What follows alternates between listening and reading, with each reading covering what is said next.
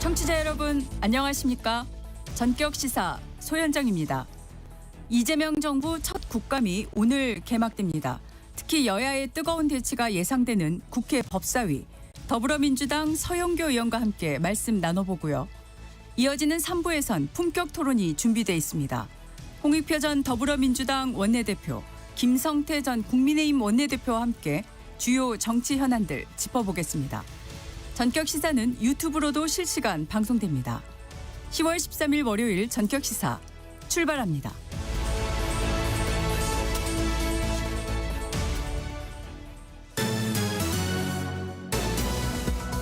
뉴스브리핑 시작합니다. 한국경제신문 최영찬 기자, 어서 오세요. 안녕하십니까. 한국인 대학생이 캄보디아 현지에서 범죄 조직에 납치됐다. 고문 끝에 목숨을 잃는 사건이 발생했는데 먼저 사건 기호부터 전해주시죠. 네, 일단 지금 현재 보면은 캄보디아에서 한국인 대학생 박모 씨 고문한 다음에 살해한 중국계 갱단 조직원 3명이 현지 법정에 이제 서게 됐습니다. 이 박 씨는 지난 7월 17일에 이제 은행 통장을 비싸게 팔 수 있다는 제안을 듣고 캄보디아로 떠났는데요. 8월 8일 이 캄포트주 한 농장 트럭에서 숨진 채 발견이 됐습니다.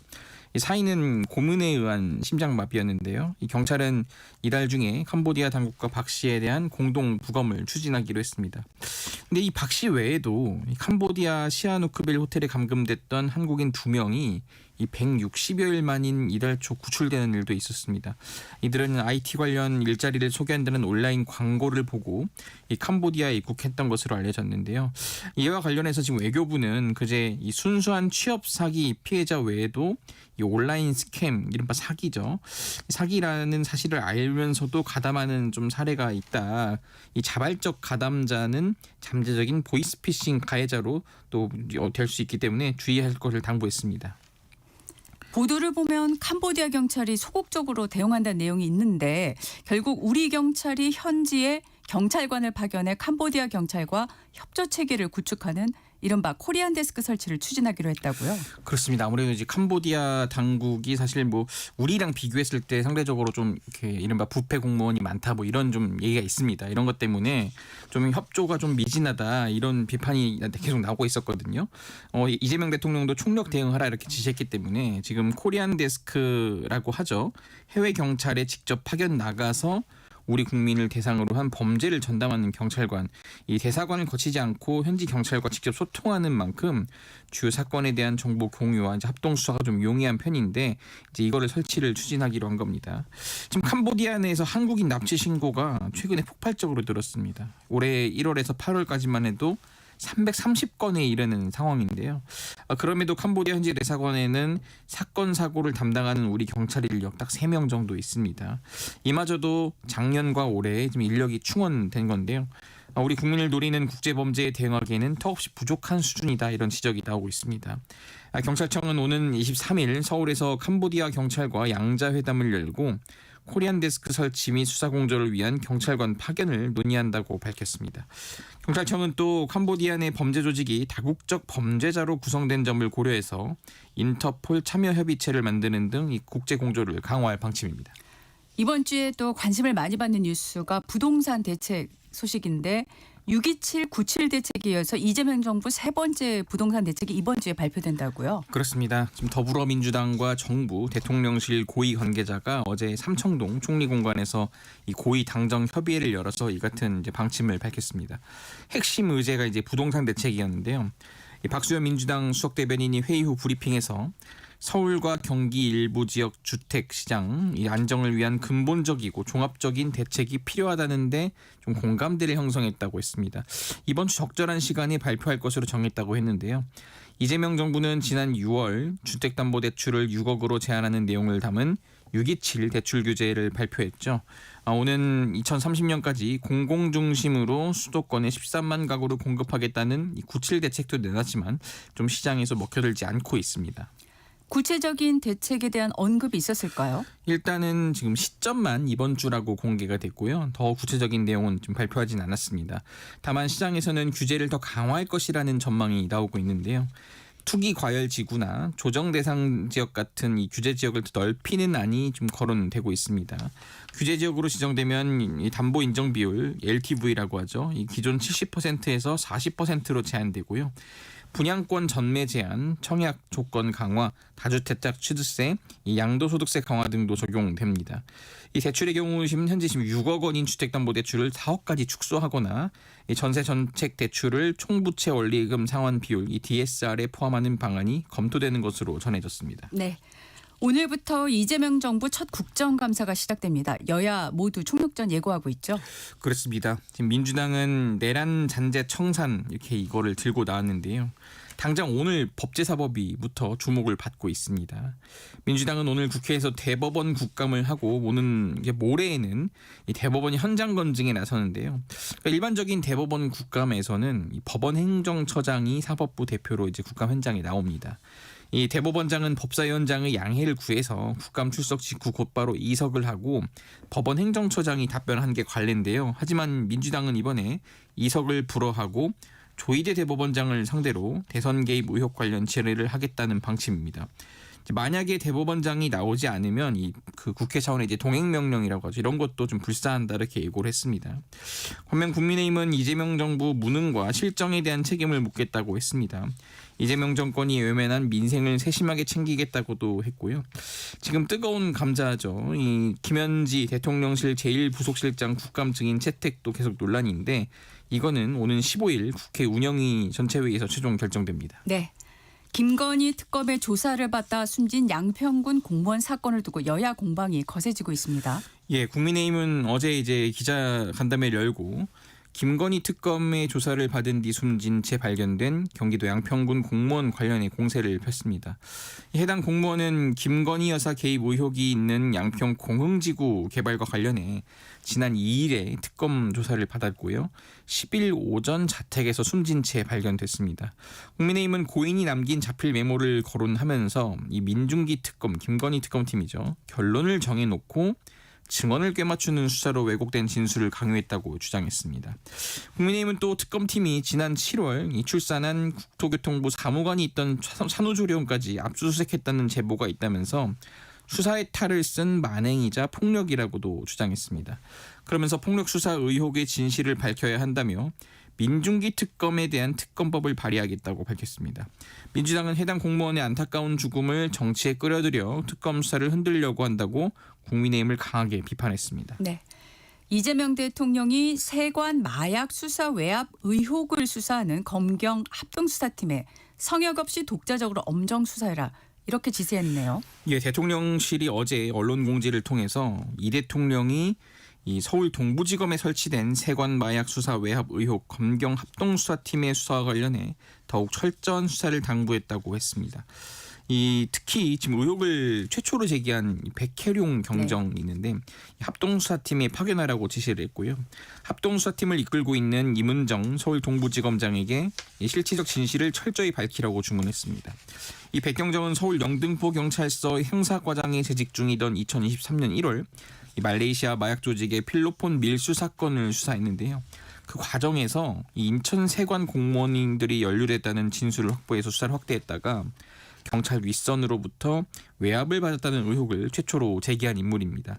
마약 수사 외압 의혹은 경찰 수뇌부를 넘어 당시 대통령실과 김건희 여사 인척이 영향력을 행사했다는 의혹까지 제기됐습니다. 네.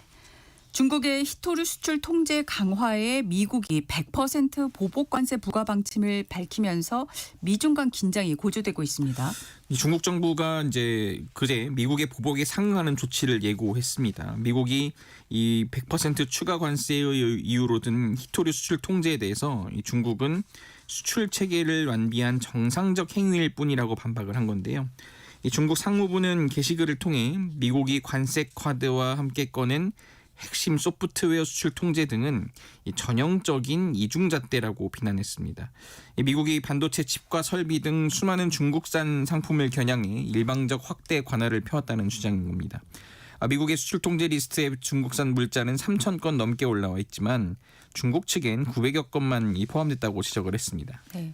히토류 수출 통제를 둘러싼 미중 간 갈등이 다시 수면 위로 올라오면서 이달 말 경주에서 열리는 에이펙 정상회의에서 미중 정상이 이때 회담을 갖기로는 했는데 취소 가능성이 언급되고 있을까요? 아무래도 지금 중국과 미국 지금 분위기가 또 심상치 않아서 그런 우려가 나오고 있는데 현재까지는 이談判을 앞두고 협상에서 우위를 차지하기 위한 전초전이라는 분석이 좀 많습니다. 트럼프 대통령도 정상회담 자체를 깨지 않겠다 이런 입장인데요. 트럼프 대통령 간밤에 이제 SNS에 이런 글을 올렸습니다. 미국은 중국을 해치려는 것이 아니라 도우려는 것이다. 중국에 대해 좀 걱정하지 말라. 잘 될 것이다. 이렇게 얘기를 했습니다. 앞서 SNS에서 2주 뒤 한국에서 열리는 에이펙 회의에서 시진핑 주석과 만날 예정이지만 이제는 그럴 이유가 없어 보인다고 했다가 지금 다소 유화적으로 입장을 좀 밝힌 겁니다. 중국 상무부도 입장문에서 우리는 싸움을 바라지 않는다며 일단 대화의 문을 열어두는 제스처를 취했습니다. 네. 오늘 여기까지 듣겠습니다. 뉴스브리핑 한국경제신문 최형창 기자였습니다. 고맙습니다. 감사합니다. 전격시사 듣고 계신 지금 시각 7시 16분입니다. 이어서 교통정보 전해드립니다. 이 시각 교통정보입니다. 월요일인 만큼 출근길 정체가 길게 이어지고요. 중부지방으론 비도 오고 있어서 교통안전에 유의하셔야겠습니다. 서울 시내도로는 강변북로 구리 방향 행주대교에서 동작대교까지 막히고요. 1시간 5분 정도 걸립니다. 올림픽대로 공항 쪽으론 강동대교에서 반포대교까지 정체고 그 사이 한남대교 1차로에선 사고도 났습니다. 고속도로도 돌발 구간이 있는데요. 영동고속도로 강릉 쪽으로 호법분기점 3차로에서 사고 처리합니다. 이전에는 안산에서 둔대분기점까지 막히고요. 중부 내륙고속도로 양평 방향 감곡 부근 2차로에서도 사고 처리하고 있습니다.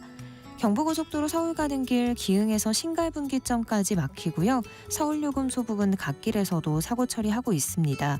이후로 양재에서 반포까지 정체가 길게 이어집니다. KBS 교통정보센터에서 유하영입니다.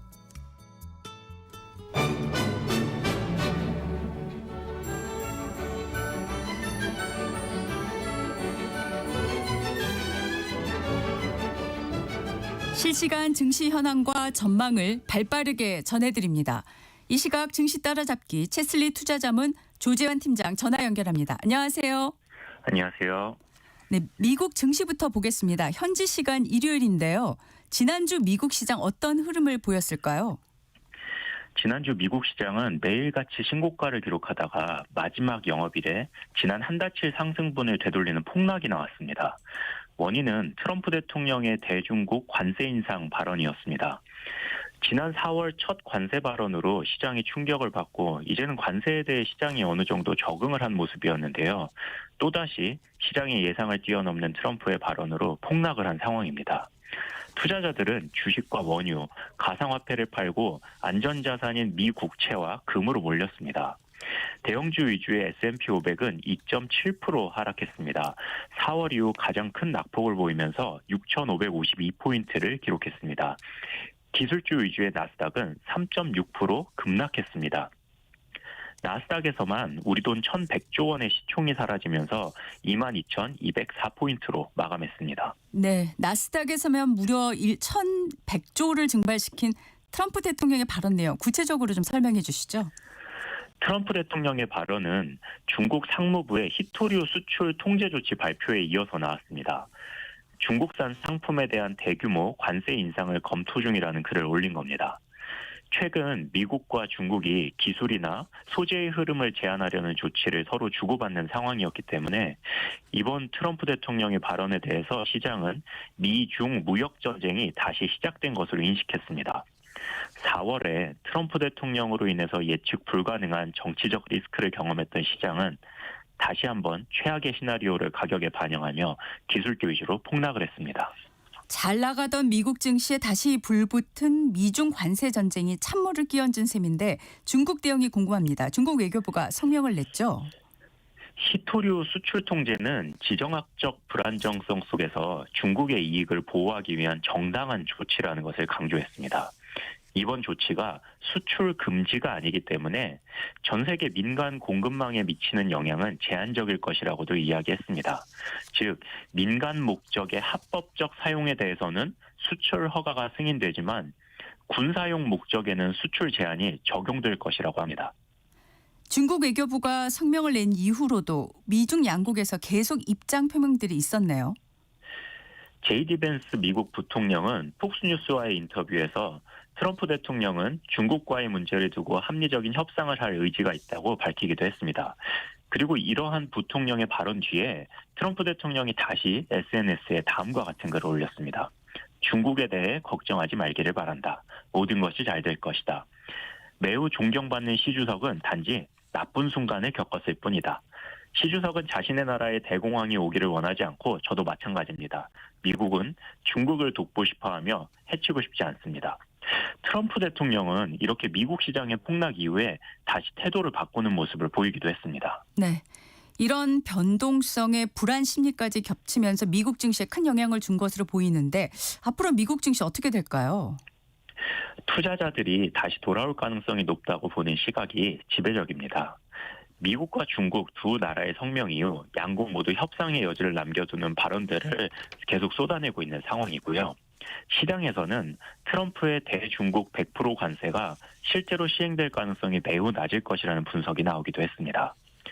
중국 측 발언을 인용하자면 미국은 이번 조치가 완전히 갑작스럽게 나온 일이라고 말하고 있으나 사전에 미국을 포함한 여러 국가에 우리는 통보를 했었고 중간 단계 어딘가에서 소통이 끊긴 것으로 보인다고 했습니다. 외국 증권사에서는 이번 관세 발언으로 인한 폭락이 트럼프와 시진핑 간의 큰 오해에서 비롯된 것일 수도 있다는 분석도 있었습니다. 지난 금요일에 3,600을 돌파했던 한국 시장에 어떤 영향을 미치게 될까요? 오늘 열리는 한국 시장은 폭락했던 미국 시장에 동조화될 수밖에 없는 상황입니다. 다만 이번 폭락의 계기가 되었던 히토류 수출 통제 뉴스가 나온 시기에는 시장에 영향을 주지 않고 있다가 뉴스 이후 26시간 뒤에 트럼프 대통령의 관세 관련 글을 게시하고 비로소 시장이 반응하기 시작했었습니다. 그렇기 때문에 외국 리서치 기관들의 분석처럼 이번 사태가 트럼프 대통령과 시진핑 주석 사이의 오해에서 비롯되었다면 단기 조정만을 불러올 가능성도 점쳐지고 있습니다. 네, 장기화되고 있는 미 연방정부 셧다운 이야기도 짚고 넘어가야겠습니다. 트럼프 정부가 연방 공무원에 대한 감원 조치를 시작했네요. 우선 지난주는 25만 명 이상의 연방 공무원들이 급여를 받지 못했고 이번 주까지 셧다운이 이어지면 200만 명이 추가로 급여를 받지 못할 예정입니다. 특히 15일을 넘기게 되면 수십 년 만에 미국 군인들의 급여가 미지급되는 사태가 발생하게 됩니다. 공화당 일부에서는 민주당과 보험료 협상 의사가 있다는 이야기도 나왔습니다. 그리고 원래 셧다운이 되면 경제지표 발표가 지연이 되는데요. 노동통계국에서는 일부 직원들을 복귀시켜서 9월 CPI를 24일에 발표하겠다고 공개했습니다. 그렇게 되면 연준이 FOMC 회의를 앞두고 물가 지표를 확인하게 되는 셈입니다. 우리 증시는 긴 연휴가 끝난 지난 금요일 코스피 지수가 앞서 말씀드린 대로 3,600을 돌파했습니다. 예, 코스피 지수는 1.73% 오르면서 3,610으로 역사적 신고가를 기록했습니다. 최근 계속 이어져온 반도체 랠리에 힘입은 지수 상승이었습니다. 그런데 반도체 섹터를 제외한 대부분의 섹터는 보합이나 하락을 하기도 한 하루이기도 했습니다. 개인과 기관이 5천억 원대 매도를 한 반면 외국인이 1조 원의 순매수를 기록했습니다. 특이한 점은 외국인이 현물을 1조 원 매수하는 상황에서 선물은 1.1조 원 순매도를 한 것입니다. 이는 시장의 방향에 대해 상승이나 하락 배팅이 아니라 중립적 포지션을 구축한 것으로 보입니다. 삼성전자 주주가 500만 명이 넘는데 이번에 역사적 신고가를 기록하기도 했죠. 예, 삼성전자는 2021년 1월 10일을 기록했던 9만 1,000원을 넘어섰습니다. 지난 금요일 6%의 큰 상승폭을 만들어내면서 94,400원의 역사적 신고가로 마감했습니다. 그런데 반도체 생산에 중요한 역할을 하는 히토류의 수출 규제 조치를 이번에 중국이 발표를 했습니다. 전 세계 히토류 생산량의 약 70% 수준을 차지하는 이번 조치로 인해서 그동안 삼성전자가 끌어올렸던 우리나라 지수가 영향을 받을 수도 있겠습니다. 내일 14일에 삼성전자 실적 발표가 있는데 시장에 어떤 영향이 있을까요? 글로벌한 불안 요소를 어느 정도 소강시킬 수 있는 것이 결국은 기업의 실적일 텐데요. 미국의 충격적인 낙폭이 단기적으로 영향을 미칠지 여부는 삼성전자의 실적에 달려있을 거라고 봅니다. 14일 삼성전자의 실적 발표에 이어서 15일에는 ASML, 16일에는 TSMC가 3분기 실적 발표를 앞두고 있어서 이 발표들에 따라서 우리나라 증시의 방향성이 좌우될 가능성이 높습니다. 잠시 후에 장이 열리는데 오늘 주식시장 흐름과 가장 눈여겨봐야 할 부분이 뭔지 좀 알려주시죠. 오늘 코스피는 4% 이상 큰 폭으로 하락하며 시작하겠습니다. 그런데 지금 나스닥 선물이 반등하고 있는 상황이고 암호화폐도 대폭 하락한 이후에 다시 반등을 이어가고 있는 상황이라서 오늘 하루는 내일 있을 삼성전자의 실적 발표를 앞둔 상태에서 하락세가 일단은 유지될 것으로 보입니다. 왜냐하면 트럼프 대통령이 조금 전에 다시 한번 발언을 했었는데요.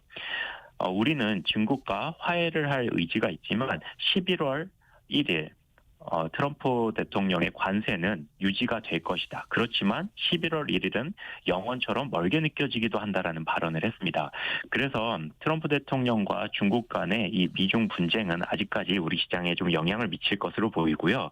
반도체 섹터의 이러한 조정이 있은 후에 수급이 다른 섹터로 움직이기보다는 시장이 전체적으로 반등하지 못하는 하루가 될 것으로 보입니다. 네. 안전자산인 국제 금값은 계속해서 오르고 있죠. 국제 금값은 1.03% 오른 온스당 4,017달러를 기록하고 있습니다. 지난 금요일에는 이스라엘 전쟁 리스크가 완화되면서 4,000달러를 하회하기도 했었는데요. 이번 미중 분쟁이 가시화되면서 4,000달러를 다시 한번 돌파했습니다. 국제 정세가 불안해질수록 안전자산으로의 이동이 계속되는 상황이 이어지는 상황입니다. 코스피 최고점에도 불구하고 환율은 급등하고 있습니다. 5개월 만에 최고라고요. 원달러 환율은 지난 4월 30일 기록했던 1,437원에 근접한 1,436원을 기록했습니다. 미국 정부의 3,500억 달러 현금 투자 압박이 해소되지 않고 있는 것도 상승세에 영향을 미치고 있습니다. 그런 와중에 15일 IMF 연차총회에서 구윤철 경제부총리 겸 기획재정부 장관이 스콧 베선트 미 재무부 장관과 만남을 가질 예정이어서 이 자리에서 한미 통화스와프 관련된 논의가 이루어질지 귀추가 주목됩니다. 네. 이 시각 증시 따라잡기 체슬리 투자자문 조재환 팀장과 함께했습니다. 내일 뵙겠습니다. 감사합니다. 이어서 날씨 정보 전해드립니다.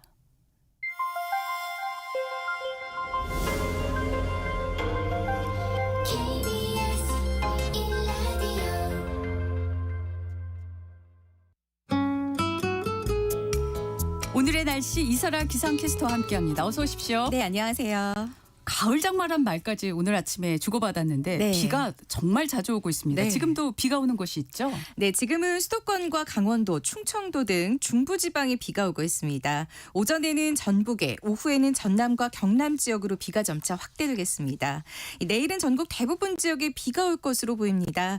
내일까지 예상 강수량은 강원 영동에 최대 120mm가 넘겠고요. 경기 남부와 강원 영서, 대전과 세종, 충청과 전북에 20에서 70, 서울과 인천, 경기 북부와 광주 전남에 10에서 50, 제주도에 5에서 40mm 정도입니다. 특히 오늘 오후부터 내일 새벽 사이 강원 영동 지방에는 시간당 20mm 안팎의 장대비가 내리는 곳이 있겠고 바람도 순간풍속 초속 15m 안팎으로 강하게 불겠습니다. 네, 강원 영동 지역 주민들 각별히 조심하셔야겠습니다. 네. 이번 주에도 비가 오는 날이 많다고요? 네, 모레 수요일에는 강원 영동과 경북 북동 지역, 제주도에 비가 오다가 오후부터 다시 전국 대부분 지역에 비가 내릴 것으로 예상됩니다. 목요일까지 전국에 가끔 비가 내리는 곳이 있겠습니다. 금요일에는 서울과 인천, 경기 그리고 충남과 전라도 등 서쪽 지역을 중심으로 비 예보가 나와 있습니다. 토요일까지 전국이 흐린 가운데 곳곳에서 비가 계속되겠습니다. 네. 이번 주는 우산을 챙겨 다니셔야겠습니다. 예. 가을인데 이렇게 비가 자주 오는 이유가 뭘까요? 네, 지금 한반도 북동쪽에서 내려오는 차가운 동풍과 따뜻한 남서풍이 만나서 정체전선이 만들어졌기 때문입니다. 이 정체전선의 영향으로 마치 장마철처럼 비가 내렸다 그치기를 앞으로도 반복하겠습니다. 오늘 낮 기온은 서울이 18도, 강릉이 17, 청주와 대구는 21, 광주와 부산은 26도로 어제보다 1도에서 6도 정도 낮아 비가 오는 지역은 서늘하겠습니다. 당분간 기온은 평년보다 좀 높은 수준을 보이겠는데요. 다만 이번 주말에 비가 오고 나면 한반도 남쪽에 자리하던 고기압이 물러나고 북쪽에서 찬 공기가 남하하면서 기온이 뚝 떨어지겠습니다. 네, 알겠습니다. 오늘 날씨 이설아 기상캐스터였습니다. 고맙습니다. 네, 고맙습니다. 잠시 후 전격 인터뷰로 돌아오겠습니다.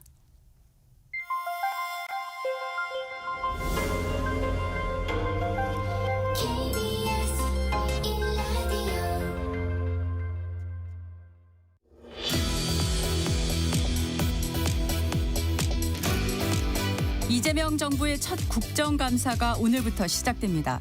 지금 가장 큰 관심을 받는 현장이 바로 국회 법사위의 대법원 국감이죠. 오늘 오전 10시부터 국회에서 진행되는데요.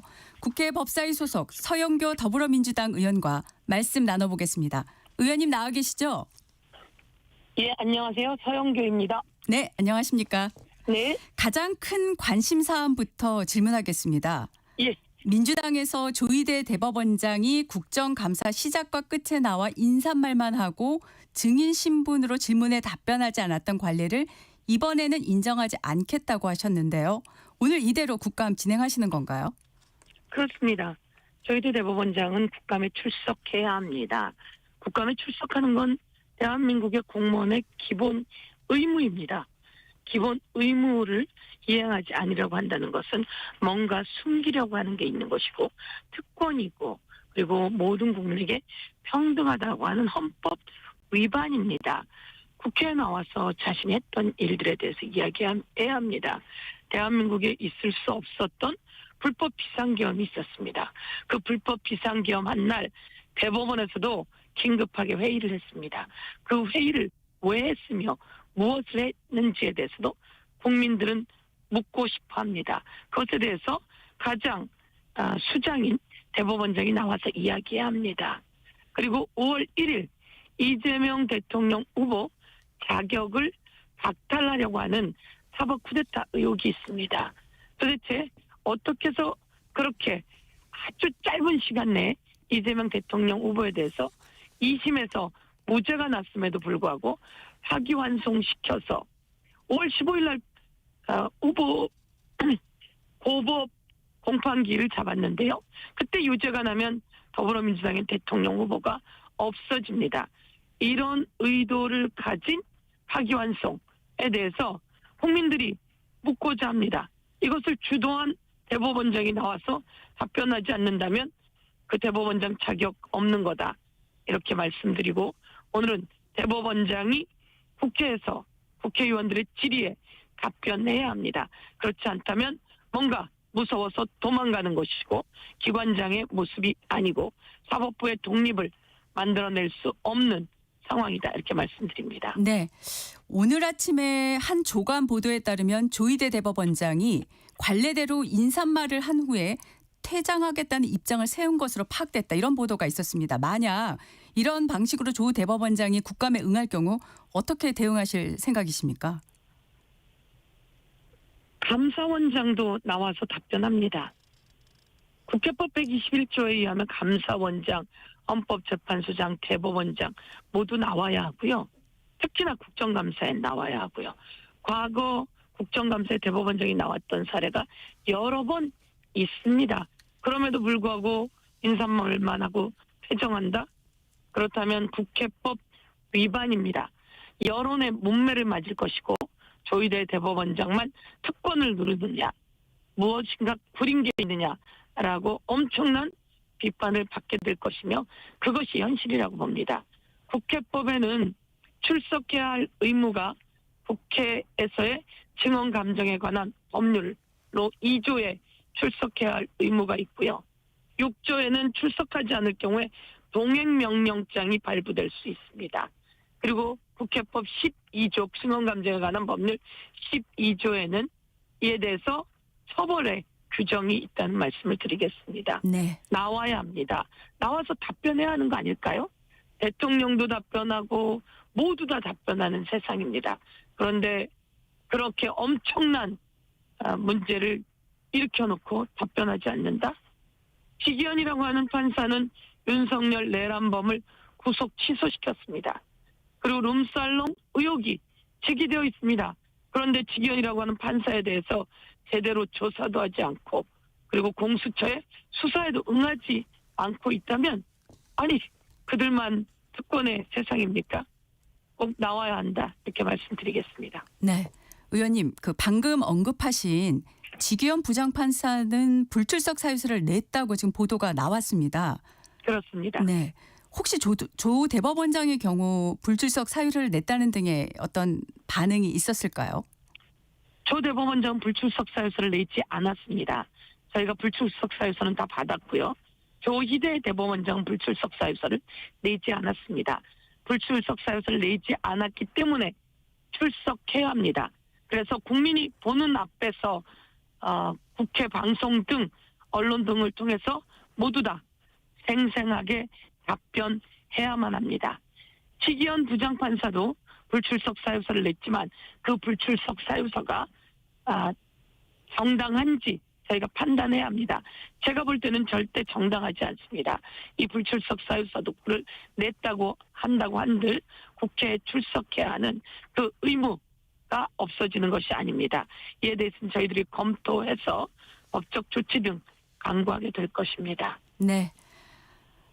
이런 그 전망을 하는 보도들이 있습니다. 조 대법원장이 설령 증인으로 출석하더라도 이재명 대통령 재판이 진행 중이라는 점을 이유로 침묵을 하거나 또는 원론적인 답변만 할 수 있다라고 이런 가능성을 제시하고 있는 보도도 있는데 이에 대해서는 어떻게 생각하십니까? 그런 답변만 한다면 조희대 대법원장은 대법원장으로서 자격이 없다는 것이 온 국민에게 만천하에 드러나겠죠. 조희대 대법원장은 박근혜 대통령에 대해서도 무죄 소수 의견을 낸 사람입니다. 이게 이해가 되실까요? 조희대 대법원장은 14살짜리 중학생에게 기획사 대표가 임신을 시켰는데 1심, 2심에서 그 기획사 대표에게 유죄, 징역형이 내려졌음에도 불구하고 조희대 대법관이 3심에서 무죄를 내립니다. 왜? 사랑했다라고 하는 이유로요. 조희대 대법원장이 이런 사람입니다. 이런 판결을 내렸던 사람입니다. 조희대 대법원장이 윤석열 대통령과 대법원장 되는 과정 속에서 어떤 대화가 오갔는지도 저희는 궁금합니다. 저는 그런 제보를 받았었고요. 이재명 사건이 대법원에 올라오면 조희대 대법원장이 알아서 처리하겠다라고 했다고 하는 의혹을 제가 국회 법사위에서 제기한 바 있습니다. 조희대 대법원장이 그런 판단, 조희대 대법원장이 나와서 답변하지 않는다면 대한민국의 그런 대법원장을 믿고 어떻게 사법부를 맡기겠습니까? 조희대 대법원장은 저희 방에 차량 운행 일지를 내라고 했는데 차량 운행 일지가 없다며 차량 운행 일지를 내지 않았습니다. 이번에 보니 차량이 2대나 됩니다. 그리고 아주 중요한 시인 5월에 차량이 교체되었습니다. 사고 달고 다니던 차량이 교체되었습니다. 저희가 의혹을 법사위에서 여러 가지를 제기했는데요. 그때 어디를 갔었는지 차량 운행일지 그리고 조희대 대법원장의 일정을 요구했는데 일정은 빠뜨리고 보낸 일정이 대다수이고요. 차량은 운행일지가 없다고 하고요. 그리고 업무 추진비 내역을 받았는데 그것은 뒤죽박죽입니다. 대한민국의 재판을 하는 판사가 피의자와 피해자가 있을 때 그들의 일정, 그들의 운행, 차량 기록, 핸드폰 통화 내역 등이 기본 아닙니까? 그런데 그들이 내놓은 것은 차량 운행 일지는 없다는 것이고 대한민국의 세금으로 관용차를 타고 다니고 그 관용차에 경호팀이 붙어 다니는데 차량 운행 일지가 없다. 이렇게 제대로 된 자료를 내놓지 않는 사람들이 재판은 제대로 할 수 있는 능력과 자격이 있는 걸까요? 이번에 저희들 현안 청문회를 통해서 검사들의 민낯이 낱낱이 드러났습니다. 이번에는 사법부의 잘못된 판사들의 민낯이 조희대, 지기현 등을 통해서 낱낱이 드러나고 있습니다. 네, 의원님, 그 전현희 최고위원이 조 대법원장이 증인으로 불참할 경우에 일반 증인처럼 동행 명령장 발부 가능성을 언급했습니다. 의원님께서도 실제로 동행 명령장 발부까지 내다 보시나요? 제가 아까 말씀드렸듯이 국회에서의 증언 감정에 관한 법률, 국정감사에 관한 법률들이라고 볼 수 있습니다. 2조에는 출석해야 한다 이렇게 되어 있습니다. 그리고 6조에는 출석하지 않고 증언을 위증 등 증언에 대해서 자료 같은 걸 내지 않을 땐 동행명령장을 발부할 수 있게 되어 있습니다. 출석하지 않을 때 동행명령장을 6조에 따라서 발부할 수 있게 되어 있습니다. 필요하면 일반 증인과 이런 것이 아니라 기관 증인이 나오지 않으면 당연히 동행명령장은 발부되어야 되는 거 아닐까요? 그렇다면 오늘 불출석할 경우에 바로 동행 명령장 발부까지 갈 건지 아니면 15일 현장 감사까지 진행한 후에 대응 방식을 결정하실 건지 어떤 가능성이 더 클까요? 대한민국에 국정감사가 있는데 국정감사에 나와서 기본적인 기관장이 질의응답에 답변하지 않는다라고 한다면 바로 동행명령장이 발부되어야겠죠. 그런데 오늘 출석을 한다고 하니 출석한 상황을 보고 동행명령장에 대한 판단을 하게 될 텐데요. 나오지 않는다면 동행명령장이 발부되는 것이고 이에 대해서 제대로 답변하지 않는다면 이에 대한 답변에 대한 그 처벌 12조에 대한 내용이 있습니다. 자료를 제대로 내지 않고 답변하지 않고 위증한다든지 한다면 처벌할 수 있게 되어 있습니다. 당연히 모든 사람은 평등합니다. 특히 국민의 녹을 먹는 공무원들은 국정감사에 나와서 답변해야 하는데 그렇지 않다면 그에 대한 처벌 규정이 함께 가는 것입니다. 네. 국민의힘에서는 문재인 정부 시절 2018년이죠. 김명수 전 대법원장 질의응답에 대해서 민주당이 삼권 분립을 이유로 반대했던 전례가 있다면서 이번 조 대법원장 질의는 폭거다. 이렇게 비판했거든요. 어떻게 말씀하시겠습니까? 윤석열이 내란을 일으켰습니다. 비상계엄 말도 안 되는 소리라고 택도 없는 소리라고 그들이 얼마나 반박했습니까? 그런데 모두 비상계엄은 온 세상에 드러났습니다. 한덕수 자신은 그 비상계엄을 반대했다고 했습니다. 그런데 CCTV에 윤석열이 준 비상계엄 보고문, 기본 자료 등을 읽는 장면이 낱낱이 드러났습니다. 어제는 박성재 관련입니다. CCTV에 박성재가 손으로 쓰는 것도 드러났고 오늘 나온 보도에 의하면 3,000여 명을 구치소 등에 수용할 수 있는 내용, 그 삭제 문건이 다시 복원되었습니다. 이렇게 이 엄청난 일이 있었고 이 뒤에 후속 작업의 중요한 과정 중에 하나가 지지연의 윤석열 내란범 재판입니다. 그런데 그 내란범을 듣도 보도 못한 논리로 석방시켜줬습니다. 그 석방시켜준 지기현을 교체하지 않고 그대로 두고 있는 사람이 조희대 대법원장입니다. 그리고 조희대 대법원장은 대선이 있는데 대선에서 더불어민주당의 이재명 대통령 후보의 자격을 박탈하는 파기환송을 진행해낸 사람입니다. 이런 상황 속에서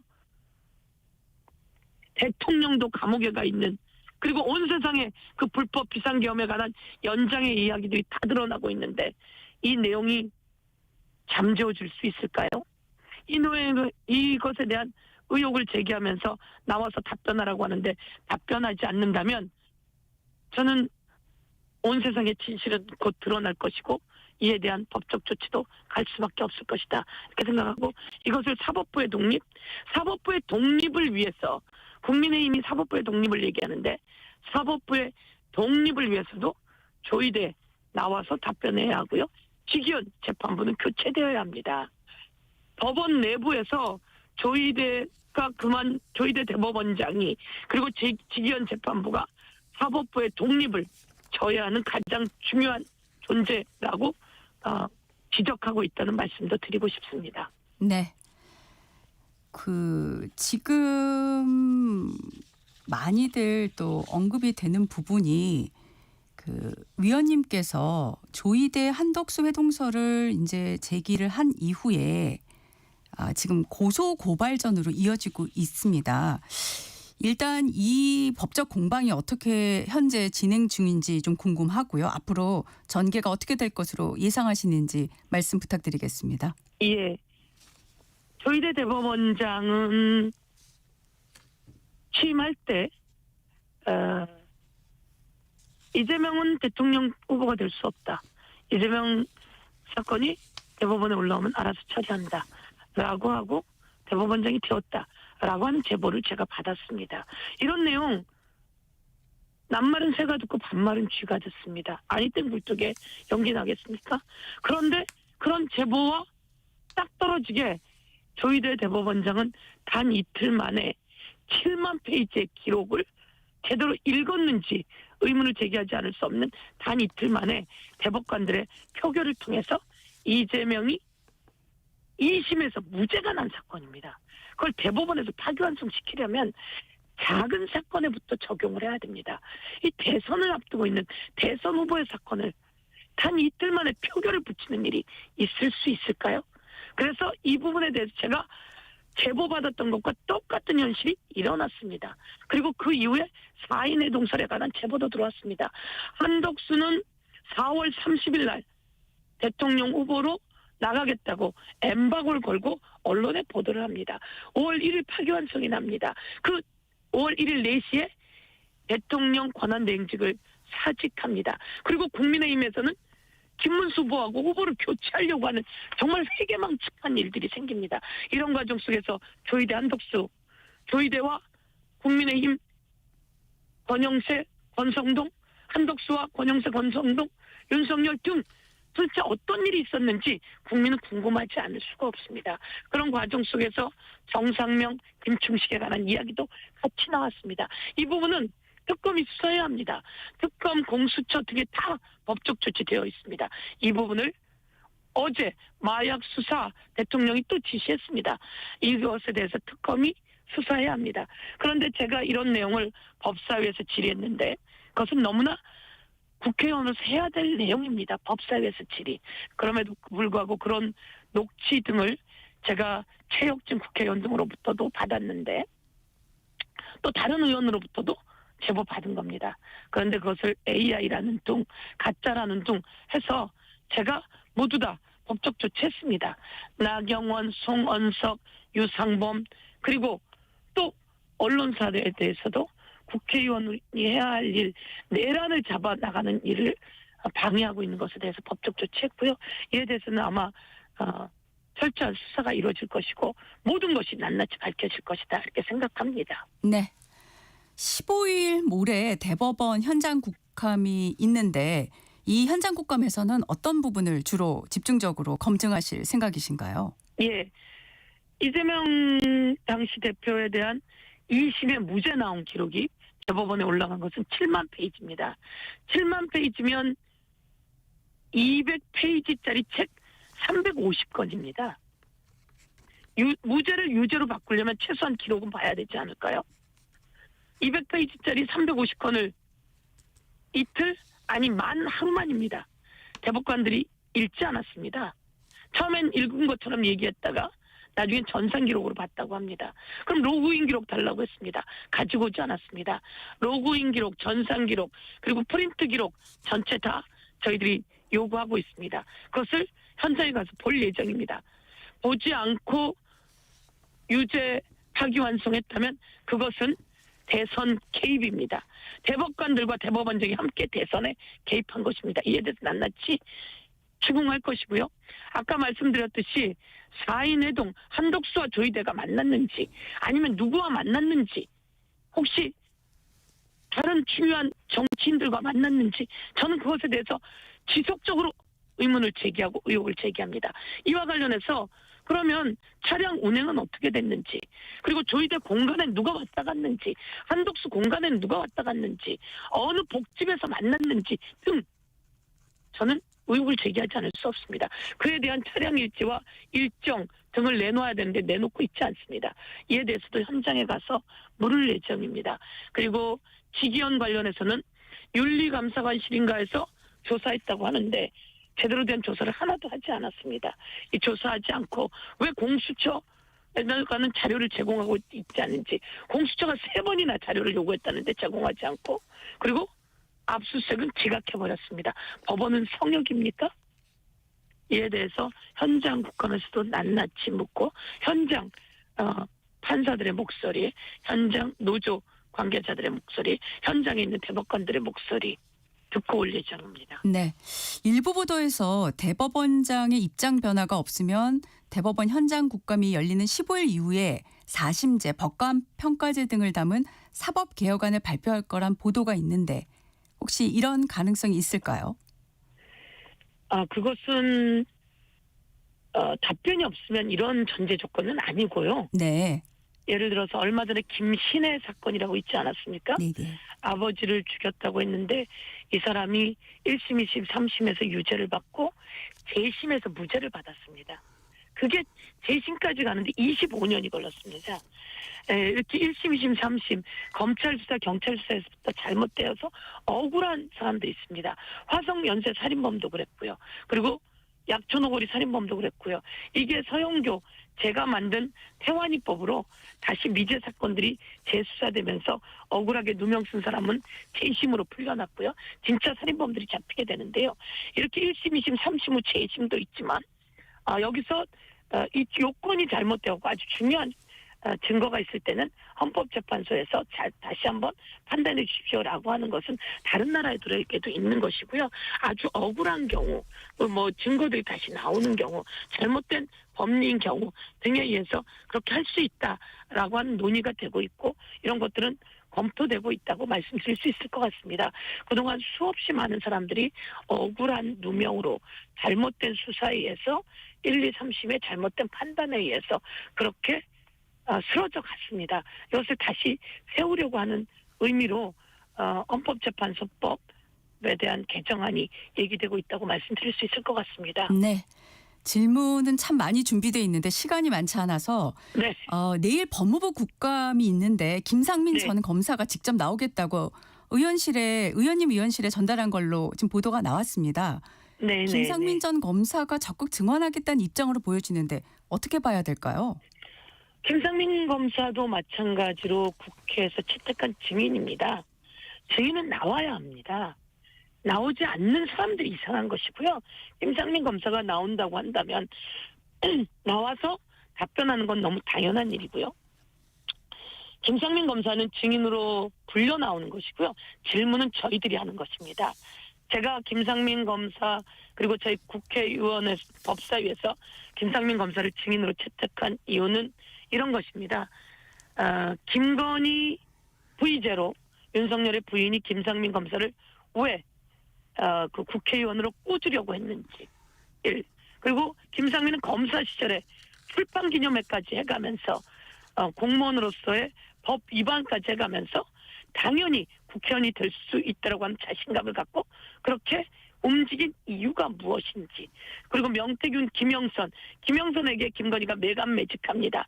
공기업 사장 그리고 장관 시켜줄 테니까 김상민 도와라 라고 하는 과정에서 김상민과 김건희의 관계 속에서 무엇이 있었는지 그리고 김건희의 오빠에게 1억 4천만 원에 달하는 그림을 준 이유는 무엇인지 대신 사줬다고 하는데 그게 인간의 상식상 말이 되지 않습니다.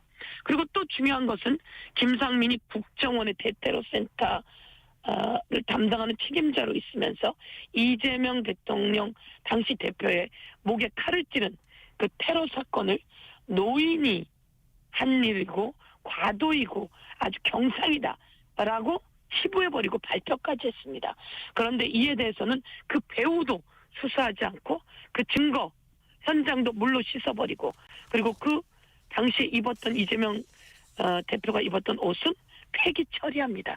이런 과정 속에서 그들은 무엇을 했는지 단단히 묻고자 해서 저희가 국감 증인으로 불러냈습니다. 그 과정에서 엄청난 음모가 있었고 그것이 살해 행위로 김진성의 시도가 있었고 살인 미수인데요. 이 부분에 대해서 같이 논의하고 뒤에 배우는 없었는지 철저히 묻고자 합니다. 네. 의원님 시간상 마지막 네. 질문을 지금 드릴 수밖에 없는데요. 네. 네. 추석 연휴 기점으로 내년 지방선거 관련한 얘기 마구 쏟아지고 있습니다. 의원님께서도 서울시장 출마를 밝히셨는데 결정적인 이유가 뭘까요? 지금은 이재명 정부의 성공이 가장 중요합니다. 그리고 내란 잔재를 곳곳에 뿌리내리고 있는 숨기고 있는 은폐되고 있는 내란 잔재를 뿌리 뽑아 내란을 종식시키는 일이 중요합니다. 그 와중에 내년 지방선거 보도가 계속 나오고 있습니다. 오세훈 시장은 탄생부터 잘못됐습니다. 명태균 씨와 강혜경 씨가 증언하는 여론조사 불법 여론조사 그리고 대납 사건 등으로 압수수색까지 받았던 사람입니다. 이와 관련해서 수사가 특검에서 멈춰서 있습니다.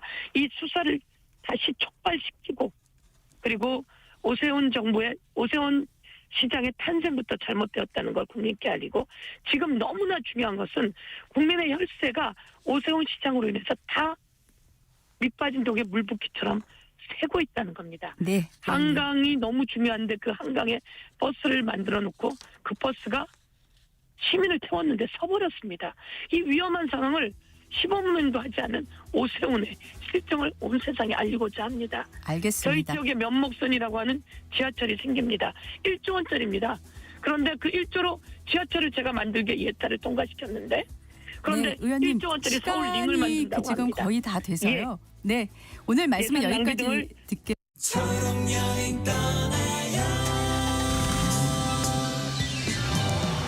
안녕하세요. 가요광장의 텐디 이은지입니다. 오늘 만나볼 사연은 태현님이 보내주셨어요.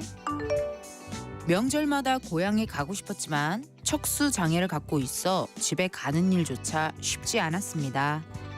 하지만 이번 추석은 달랐어요. 휠체어 탑승이 가능한 편의 차량을 이용해 반가운 가족들을 만날 수 있었거든요. 그동안 멀게만 느껴졌던 고향 가는 길. 올해는 가을 햇살처럼 포근하고 아이들의 웃음소리처럼 유쾌했습니다. 우리 함께 떠나봐요. 어디라도 좋아 좋아. 자 출발해요.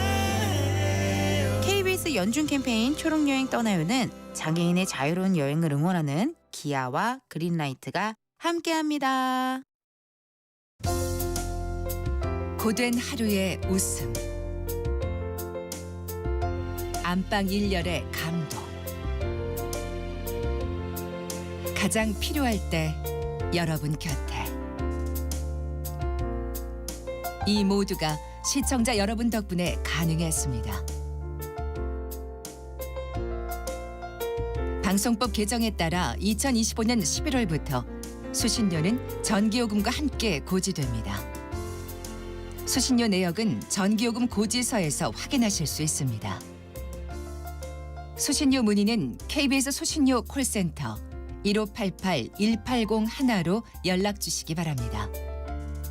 KBS는 언제나 여러분의 소중한 일상과 함께합니다. 수신료의 가치를 실현합니다. 여러분의 KBS.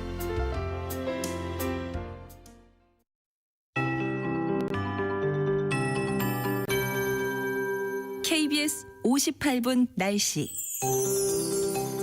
북서쪽에서 온 기압골 그리고 저기압이 점차 강화되면서 또 남부지방 쪽으로는 남서쪽의 수증기가 또 유입이 되면서 비가 이틀 동안 강하게 내리겠습니다. 오늘과 내일에 걸쳐 전국에 내리게 될 비의 양은 경기 남부와 충청 이남으로는 20에서 70mm, 경북 동해안과 산지 80mm 이상 되겠습니다.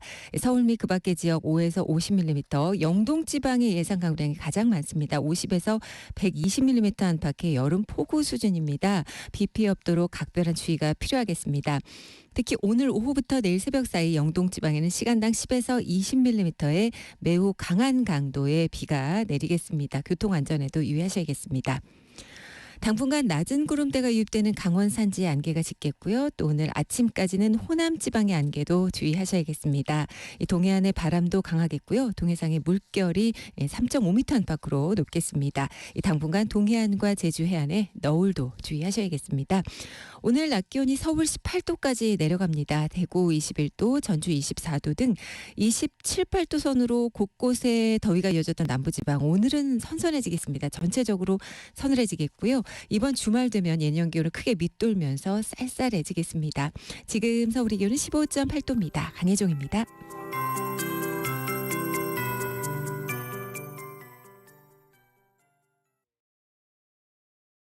정성을 다하는 국민의 방송 KBS가 8시를 알려드립니다.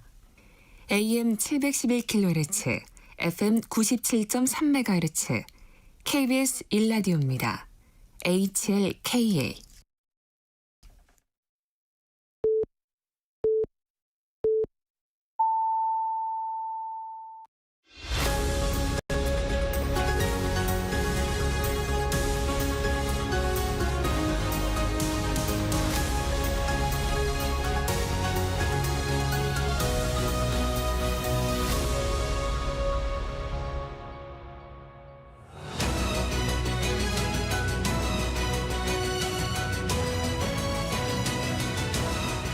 매주 월요일 정치 현안을 품격 있게 토론하는 품격 토론. 함께해 주시는 두 분 소개합니다. 홍익표 전 민주당 원내대표, 김성태 전 국민의힘 원내대표 자리했습니다. 어서 오십시오. 네, 안녕하세요. 반갑습니다. 네. 오늘부터 다음 달 6일까지 이재명 정부 첫 국정감사가 진행되는데요. 홍 대표님, 이번 국감 단어로 표현한다면 어떤 단어로 설명해 주실 수 있을까요? 글쎄요. 한마디로 얘기하면은 굉장히 그 대격전이라고 보입니다. 대격전. 네. 근데 이게 통상 1년차 국감이 약간 혼란스러운 게 왜 그러냐면 저도 지난 3년 전에 국감을 할 때 그게 이제 그 윤석열 정부 1년차 네. 있잖아요. 네. 이게 사실은 윤석열 정부 국감과 문재인 정부 국감이 뒤섞여 있어요. 맞습니다. 그 당시에도. 그랬죠. 예. 그러다 보니까 이번에도 마찬가지로 아마 그 여당에서는 민주당을 비롯한 이제 여당 계열의 정당에서는 윤석열 정권 시절의 어떤 실정을 중점적으로 대상으로 해서 다룰 거고, 반면에 이제 야당에서는 국민의힘을 비롯한 야당은 자연스럽게 이재명 정부 대상으로 이제 국감을 할 거기 때문에 이게 시점상 6개월 정도의 시한에 이재명 정부의 문제, 그다음에 그 2, 3년 전에 있었던 윤석열 정부의 어떤 국감, 이 두 가지가 아마 뒤섞여 있을 거고요. 또 아울러서 단순하게 그 지난 일이, 보통 국감이라는 게 이제 정부의 행정 행위에 관련된 게 하는데 이번 국감은 대단히 정치적 국감이 될 거예요. 정치적 국감. 예, 그렇습니다. 네. 왜 그러냐면 내년도 지방선거가 있지 않습니까? 네. 그렇기 때문에 민주당도 그렇고 국민의힘도 그렇고 자연스럽게 내년 지방선거를 대비한 국감이 되리라고 보고 현직 시도지사 를 중심으로 해서 아마 그 지방 정부의 문제점을 부각하는데 서로 아마 혈안이 되지 않을까 이렇게 보입니다. 네, 김 대표님은 어떤 단어로 이번 국감 내다보실까요?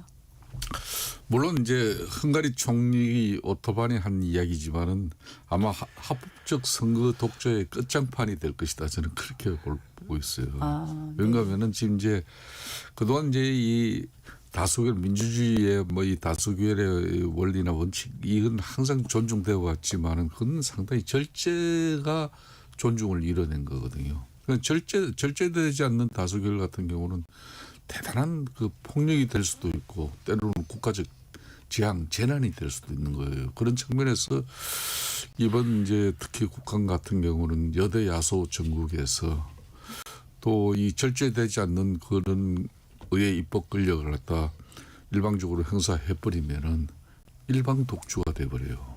그렇다면은 보나마나 좀 전에 홍 대표님께서도 말씀을 했습니다마는 내년 6월 지방선거를 또 앞두고 있기 때문에 이거는 정치적 국감의 성격이 될 그런 공산이 엄청 큽니다. 네. 그렇기 때문에 서로 또 물러날 수 없는 그런 큰 이제 전쟁터가 만들어질 수밖에 없는 거죠. 네네.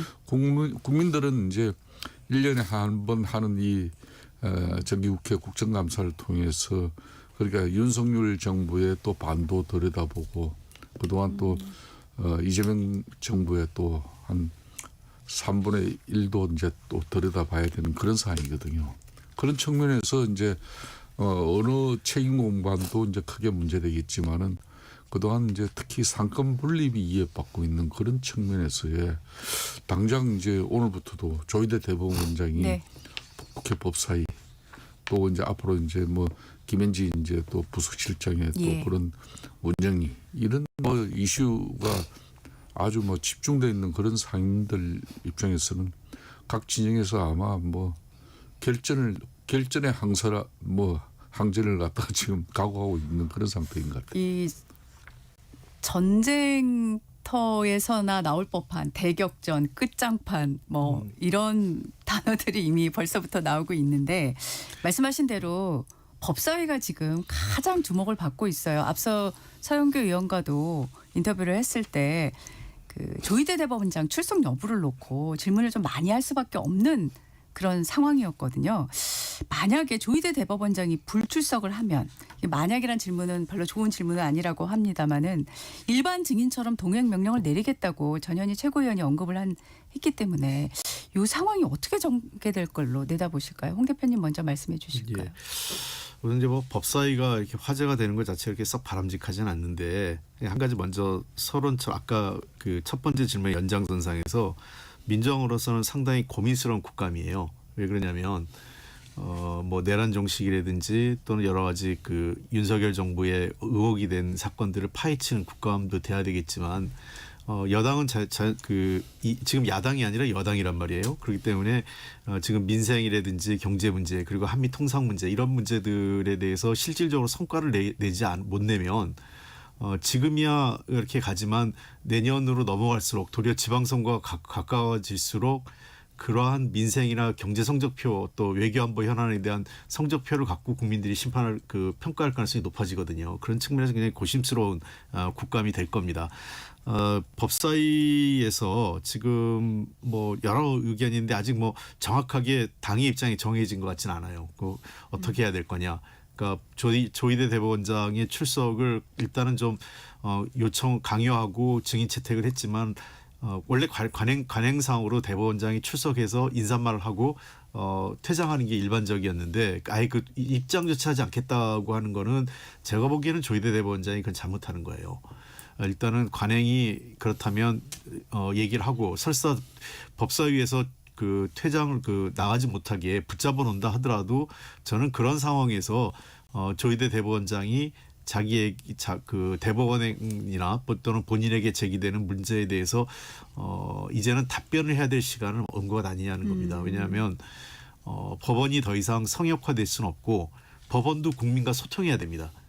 지금 그 민주당이나 여러 이제 그 여권에서 제기되는 문제들이 있지 않습니까? 조국혁신당하고 이 문제에 대해서 언제까지 모르쇠로 그다음에 그냥 밀어붙이는 방식으로 갈 수는 없어요. 이게 변화된 시대. 국민들은 이미 우리 당은 국민 주권이라고 얘기하지만 민주당은 국민의힘 동의 안 할 수도 있겠지만 어쨌든 그 역대 그 대한민국 헌정사상 국민이 그다음에 시민 주권의 힘이 어느 때보다 세진 상황이에요. 그렇다면 대법원도 이제는 국민들에게 시민들에게 자신들이 왜 그런 결정을 했고 어떤 상황이었는지를 설명할 수 있는 소통의 대법원이 돼야 되는 거는 불가피하다고 봅니다. 그런 측면에서 꼭 어떤 그 정치적 공세를 떠나서 대법원도 이제는 좀 태도와 자세를 좀 바꿔야 될 시점 아니냐 이런 생각을 갖고 있어요. 네, 민주당의 입장이 아직은 당의 입장으로 결정된 것은 안 보인다. 아직은 아닌 것 같다는 말씀을 하셨는데요. 민주당이 이제 오늘 10시 이제 법사위 이제 국정감사 이전에 이제 민주당 의원들로만 이제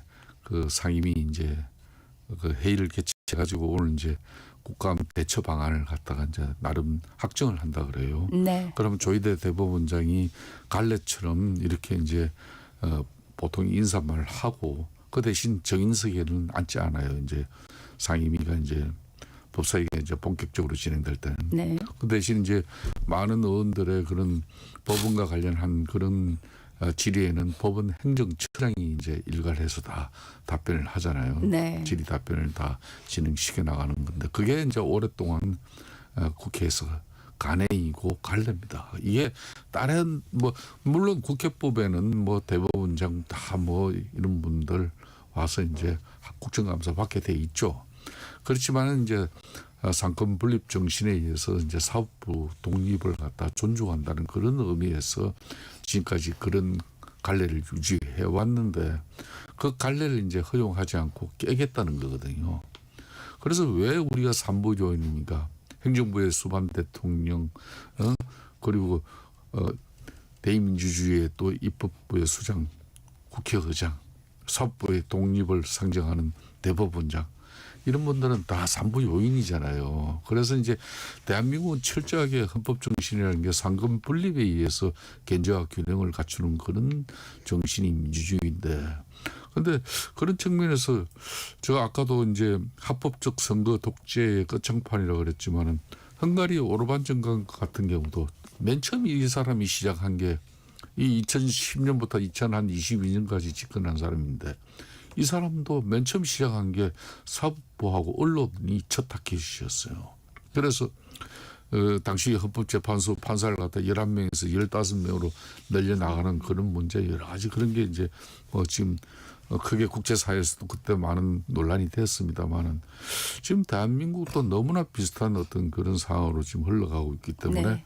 국민들이 그런 부분을 걱정하는 거거든요. 그러니까 조희대 대법원장도 대의민주주의 기관인 국회의 어떤 그런 권능과 역할에 대해서 존중하고 또 국회 입장에서도 국민들의 대표, 대의, 대변 또 알 권리를 존중하지만은 또 한편으로는 상권 분립의 그런 사법부의 수장인 또 조희대 대법원장을 이거는 조희대 대법원장 개인을 존중해 주라는 거 아니에요. 대한민국의 사법부를 존중해 주라 그런 뜻에서 기존 관행을 존중하면서 진행이 됐으면 하는 그런 많은 국민들의 바람이 있더라고요. 네, 이런 절충안이 언급된 보도가 있어서 질문을 한번 드리겠습니다. 2018년도 문재인 정부 시절에 김명수 전 대법원장이 증인석에 앉지 않고 마무리 발언 때 야당의 질문을 받아서 발언했다면서 이런 절충안이 나올 수 있지 않을까 이런 보도도 있었는데 어떻게 생각하십니까? 그게 이제 약간 이제 그것도 이제 그때 김명수 대법원장하고 그때 야당인 민주당하고 웬만큼 소통이 이루어졌기 때문에 소통이 그렇다고 해서 뭐 구체적으로 뭐 협의 절차나 뭐 이런 걸 가지고 이 컨센서스 정도인데 저는 그런 측면에서 이제 뭐 일정 부분 공감 소통이 좀 이루어진 부분이고 그것도 이제 뭐 그렇다고 해서 그 김명수 대법원장 입장에서 아주 10분간 아주 짧은 시간에 그냥 네. 지나가듯이 그런 정도의 민당의 정치적 어떤 그런 입지를 갖다 존중해 주는 그런 정도 차원이었지 구체적으로 사법부에서 뭐 이번에 조희대 대법원장을 국회에서 민당이 부르려고 하는 것은 지난 5월 달에 지난번에 5개월 전에 그러니까 이제 유죄 취지로 고법에 파기환송한 그거는 분명히 재판에 가는 내용이거든요. 네. 그걸 왜 조희대 대법원장이 그렇게 독단적으로 주도적으로 왜 서둘러서 그런 결정을 했냐. 이게 표적인데 거기에 어떻게 답변이 가능하겠습니까? 그럼 가능성이 높지 않다. 이런 절충안은 어렵다고 보고 홍 있습니다. 대표님은 어떻게 생각하십니까? 그러니까 저는 시대가 변했다고 생각을 해요. 네. 이제 사실은 대통령이란 자리도 과거에는 사실은 이게 미국이 처음에 대통령제를 만들 때 유럽에는 다 왕이 있는데 왕 대신 만든 게 프레지던트 대통령이었거든요. 사실은. 그러나 이제 대통령이란 자리는 군림하는 자리가 아니라 시민의 그러니까 이재명 대통령 본인이 얘기했잖아요. 자기가 도구로서 쓰여지기를 원한다. 그러니까 시민에 의해서 자기가 활용되기를 원한다고 얘기하는 것처럼 대법원장 역시 마찬가지라고 봐요. 저는 거꾸로 이제는 그 조희대 대법원장이 기왕에 판이 깔아지면 국회에서 보다 적극적으로 왜 그 대법원의 행정 시스템이 어떻고 3심 판결 과정이 어떻고 이런 얘기들을 적극적으로 설명하는 기회로 활용하는 게 훨씬 더 유리하지 않을까 저는 그렇게 보입니다. 제가 조희대 대법원장이라면 아예 적극적으로 그 활용을 하겠어요. 근데 그게 이제 저는 그런 측면에서 시대가 바뀌었고 대법원도 더 이상 그 우리들의 결정은 뭐 사람들이 알 필요가 없다 이런 시대가 아니에요. 그러니까 흔히 전문가들이 뭐냐면 엘리트 시대의 종식이라고 얘기를 해요. 더 이상 엘리트가 세상을 지배하고 세상을 이끌어가는 시대는 이 AI가 등장하고 이 SNS 인터넷이 활발해진 시간에서 더 이상 엘리트들의 시대가 끝났기 때문에 저희는 대법원도 이제는 시대에 바뀐 거에 따라 적응해야 된다 이렇게 봅니다. 네, 또 한 분의 이제 출석 여부를 놓고 지금 치열하게 오고 가고 있는데 김현지 실장 출석은 15일 국회 운영위에서 지금 결론이 날 것으로 예상이 되고 있는데 대통령실은 국회에서 요청하면 100% 출석한다고 했는데 민주당에서는 아직 김현지 실장 증인 채택 합의에 대한 원내 차원에서의 판단이 서 있는 것 같지는 않습니다. 어떻게 보실까요, 홍 대표님? 글쎄 뭐 이게 지금 서로 메시지가 엇갈려서요. 우상호 정무수석 같은 경우는 100% 나온다 이렇게 또 얘기를 했고 당초 나올 것 같던 분위기에서 최근에 당에서는 약간 좀 머뭇대는 그러니까 국회가 결정하면 나온다라는데 저는 이렇게 하면 안 된다고 봐요. 대통령실에서 그냥 분명하게 메시지를 하면 됩니다. 나가겠다. 나가겠다. 아예 얘기를 하고 다만 김현지 지금 그 이제 실장이죠. 부속실장이 이 여기저기 뭐 국토위 뭐 무슨 모든 그 상임에서 다 부르는 건 말이 안 되고 운영위에서 뭐 해서 부르고 그다음에 저는 필요하다면 원내 그 대표단들 간의 그 회의에서 부속실장에 대한 질문 정도를 제한할 필요는 있다고 봐요. 그러니까 과거에 무슨 성남시장 시절 경기도지사 시절에 이런 질문은 사실은 국감의 범위를 벗어나는 질문이에요. 물론 뭐 그 의원들의 질문을 제한할 수는 없지만 그런 정도의 정책 합의를 바탕으로 김현지 부속실장을 청문회 자리에 부르겠다. 그러니까 이 지난 6개월 그 한 3, 4개월간 있었던 대통령실에서의 문제에 대해서만 국한에서 한다 이렇게 하고 만약에 그거에서 야당이 동의하지 않아서 깨지면 야당의 책임론이 있겠죠. 저는 그런 측면에서 그 김현지 부속실장의 출석에 대해서는 적극적으로 그 도리어 여권에서 해법을 찾아갈 필요가 있다고 봅니다. 적극적으로 여권이 해법을 제시하는 게 좋다. 그렇습니다. 그러니까 이런 거 제가 원내대표는 그러겠어요. 지난 4개월 정도의 질문에 대해서 하는 조건으로 청문회 증인을 하겠다. 내가 운영위원장으로서 회의 운영을 그렇게 하겠다라는 걸 하면 됩니다. 왜냐하면 김병기 원내대표가 운영위원장이기 때문에 질문을 중단시킬 수도 있고 뭐 회의를 중간에 정회시킬 수도 있습니다. 권한이요. 네, 김 대표님은 어떻게 보십니까? 앞으로 이제 일주일 후가 되면은 이제 이재명 대통령이 취임한 지 이제 딱 5개월이 되는 거예요. 그러니까 이제 김현지 지금 부속실장 같은 경우는 한 4개월여를 갖다가 이제 총리 비서관으로 활동을 했죠. 좀 전에 이제 홍익표 대표님 그 뭐 제안을 저도 상당히 이런 때는 여야가 합의하는 게 제일 우선이기 때문에 그렇기 때문에 야당 입장에서는 김현지 지금 부속실장이 아무래도 이제 대통령의 의중을 가장 잘 읽고 특히 인사를 포함한 대통령실 뭐 그런 조직 운영 뭐 예산 모든 걸 총괄을 하면서 그렇게 대통령실 내의 인사 조직 뭐 예산을 총괄한 걸 넘어가지고 그러니까 이제 사실상 국회 비서실장 대통령 비서실장인 뭐 강훈식 지금 이제 비서실장을 능가하는 그런 이제 국정 전반의 인사에도 관여했다는 그런 야당의 주장 또 그런 부분에 대해서는 이제 당연히 이제 국민들의 알 권리 차원에서도 김현지라는 사람이 지금 보통 이 뭐 포털 사이트든 어디든 가면은 구체적으로 학력이나 뭐 어디 몇 년 이 사람이 대략 몇 살이고 또 어떤 일을 해왔는지 이런 사람이 대통령 옆에서 이렇게 수족으로서 핵심적인 역할을 하는 거는 이거는 당연히 국민들의 알 권리 차원에서도 이제 그거는 다 알아야 되는데 너무나 그동안 베일 속에 쌓인 그런 인물처럼 이렇게 가잉 보호를 하다 보니까 이게 너무 커져버렸어요. 사실상 해보면 별거 아닌데 저는 그런 측면에서 여간에 원만한 또 합의를 해가지고 총리 비서관 시절에 이제 이번의 역할과 또 그런 국민들의 알 권리 차원에서의 접근은 뭐 이번 정기 국정감사에서 뭐 이루어질 필요가 있고 뭐 그 외에 이제 뭐 대장동 백현동 야당 입장에서는 또 뭐 시민사회운동 시절부터 이렇게 이재명 대통령 측근으로서 같이 호흡을 맞췄던 그런 부분에 대해서 의혹이나 문제 제기가 있다 하더라도 가한 부분은 국회 운영위원장인 민주당 김병기 원내기 대표이기 때문에 제어할 수가 있는 거죠. 그렇기 때문에 저는 뭐 그 정도는 합의를 해가지고 변화시켜 나가는 게 괜찮다고 봐요. 제가 일관성 있게 얘기하는 게 그것뿐이에요. 그러니까 조희대 대법원장도 그렇고 더 이상 그 국민이 궁금해하고 그런 자리를 거부할 수 있는 실세 또는 그런 자리, 그러니까 어떤 뭐 대법원장이나 뭐 어떤 정치적 실세라 하더라도 그렇게 할 수는 없어요. 시대가 그렇게 바뀌어가요. 그러면 저는 이렇게 봅니다. 언젠가는 불려 나옵니다. 그러니까 지금 불려 나와서 얘기하는 게 조희대 대법원장도 그렇고 김현지 실장도 그렇고 저는 지금 얘기하는 게 지금 뭐 3, 4개월 동안 대통령실에서 뭔 잘못한 게 있겠어요. 알겠습니다. 지금 또 이 국감을 앞두고 10일에 민중기 특검 조사를 받았던 양평군청 공무원이 이제 숨지면서 이 건이 이제 정치적으로 점점 커지는 그런 모양새를 보이고 있습니다. 주진우 국민의힘 의원은 살인 특검이다 이런 좀 강한 단어를 썼는데 이 문제는 어떻게 보십니까, 김 대표님?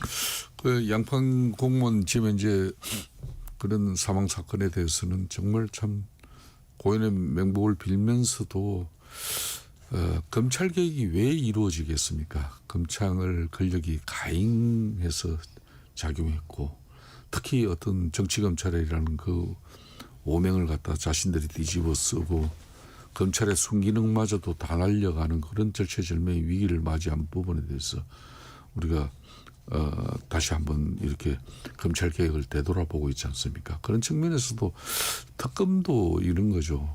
특검도 이게 참 경찰이나 검찰 수사에 미진하고 국민적 의혹이 있어서 만들어진 그런 별도의 법률로 만들어진 그런 수사 주체 아니겠습니까? 그렇다면은 이런 수사 주체일수록 보다 공정하고 투명한 정치적 편향성을 다 드러내고 정말 국민적 의혹을 해소하고 또 잘못된 사람은 법률에 의해서 처벌할 수 있는 그런 강단 이런 건데 너무 특검이 정치 편향적으로 흘러가고 실적 내기에 급급해가지고 그냥 압수수색 남발이라든지 또 지금 현재 피고인 내지는 참고인으로 다 피의자로 부른 사람들 인권 문제는 내몰라라 하고 자기네들의 어떤 실적 내기에만 급급하다 그러면은 당연히 이렇게 할을 부르는 거죠.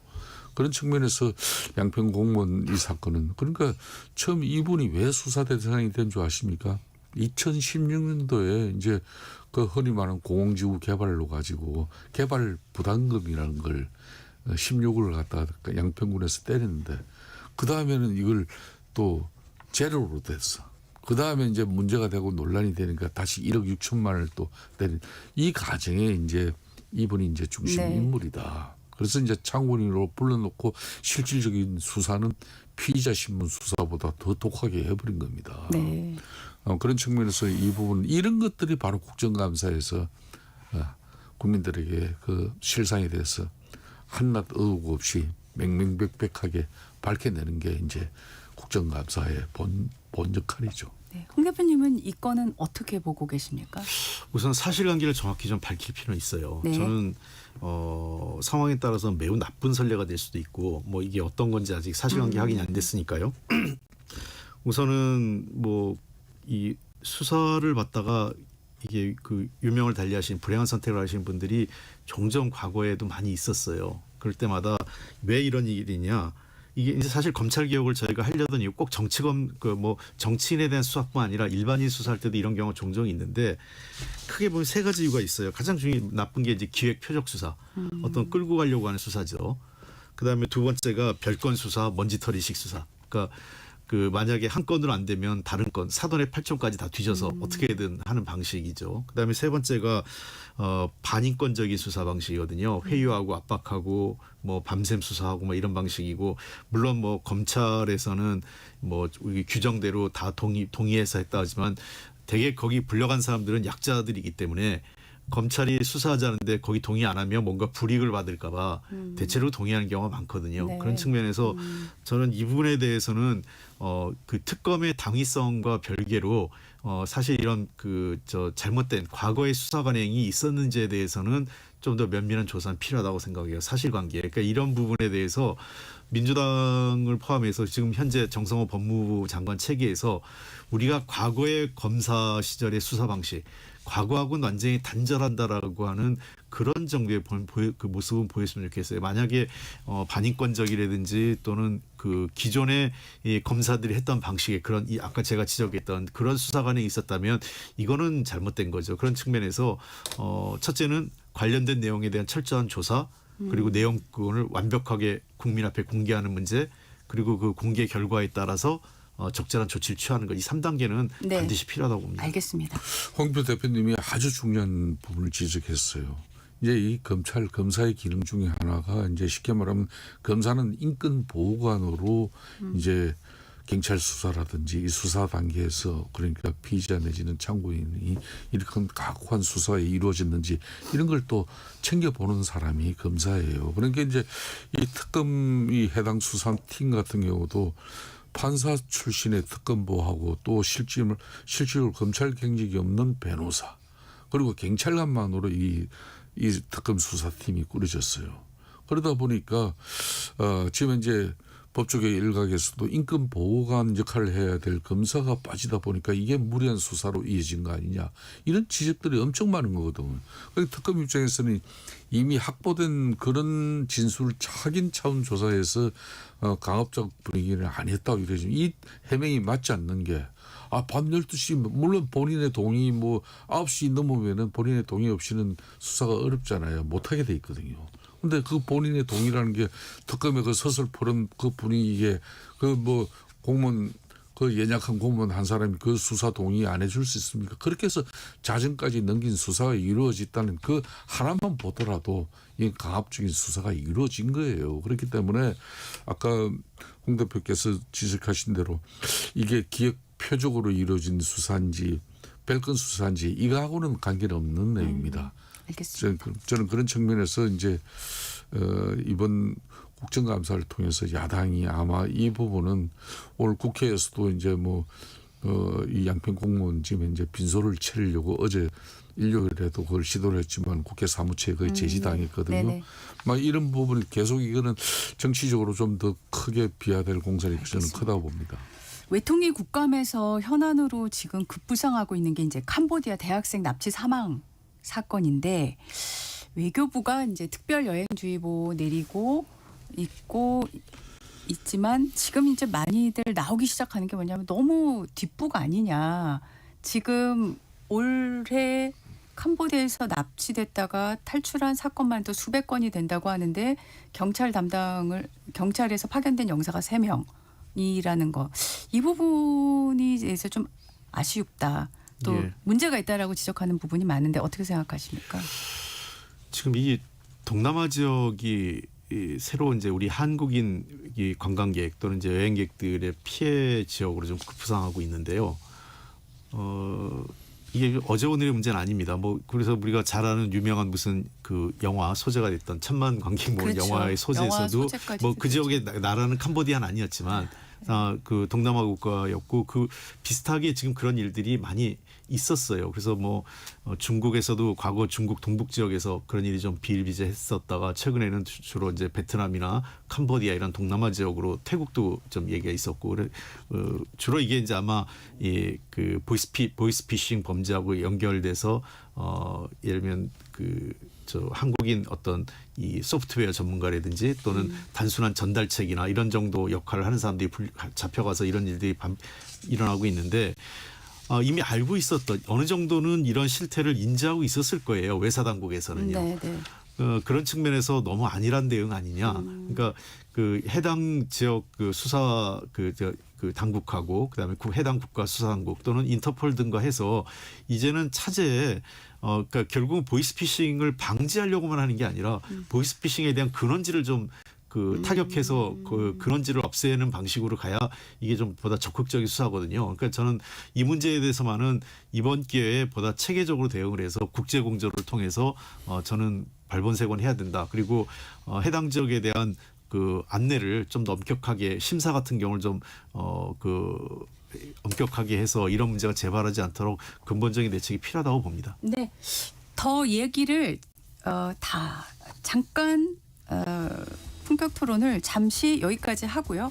예, 저희 스테이션 브레이크 듣고 다시 돌아오겠습니다.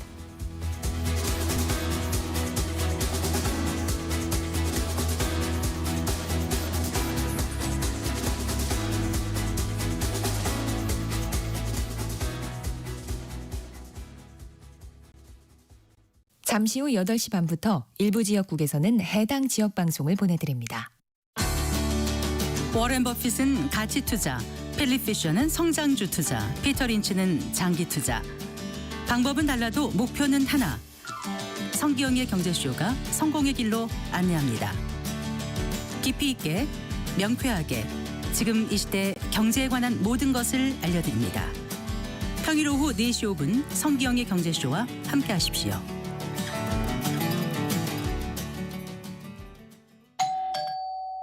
편지 왔습니다. 퇴근길 지친 당신에게 힘이 되는 뉴스를 전해드립니다. 매일 저녁 5시 5분 당신과 함께 읽는 세상 이야기 KBS 1라디오 뉴스레터 K. 지금 시각은 8시 30분입니다. KBS.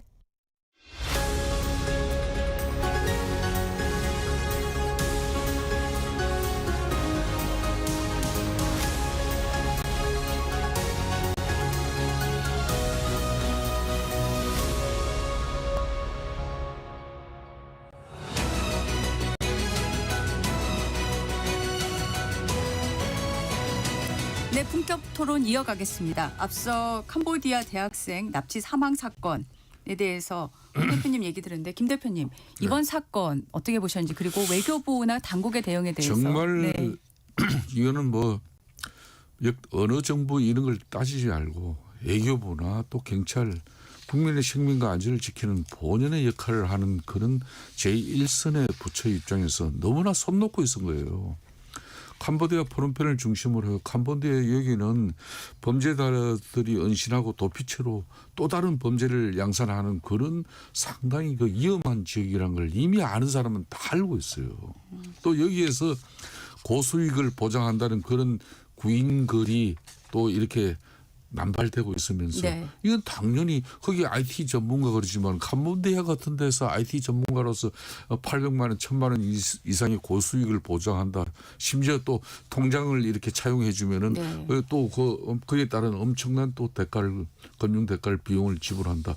뭐 이런 거 다 하면 당연히 이게 온라인 사기고 또 전화금융 사기 그러니까 보이스피싱으로 이게 이어지는 그런 인터넷상의 범죄 행위가 발생하고 있는 지역이란 걸 뻔히 아는 건데 이걸 중국의 뭐 그런 온라인 사기 보이스피싱은 그건 옛날 얘기예요. 이미 동남아로 넘어가 가지고 그 동남아의 중심이 쉽게 말하면 범죄인들의 소굴처럼 돼버린 그런 캄보디아에서 이루어지고 있다는. 그리고 그렇다면은 그러니까 지금 이제 뭐 많은 지금 대사관의 대사뿐만 아니라 총영사 이런 뭐 외교관들의 지금 공석이 많이 비어 있어요. 네.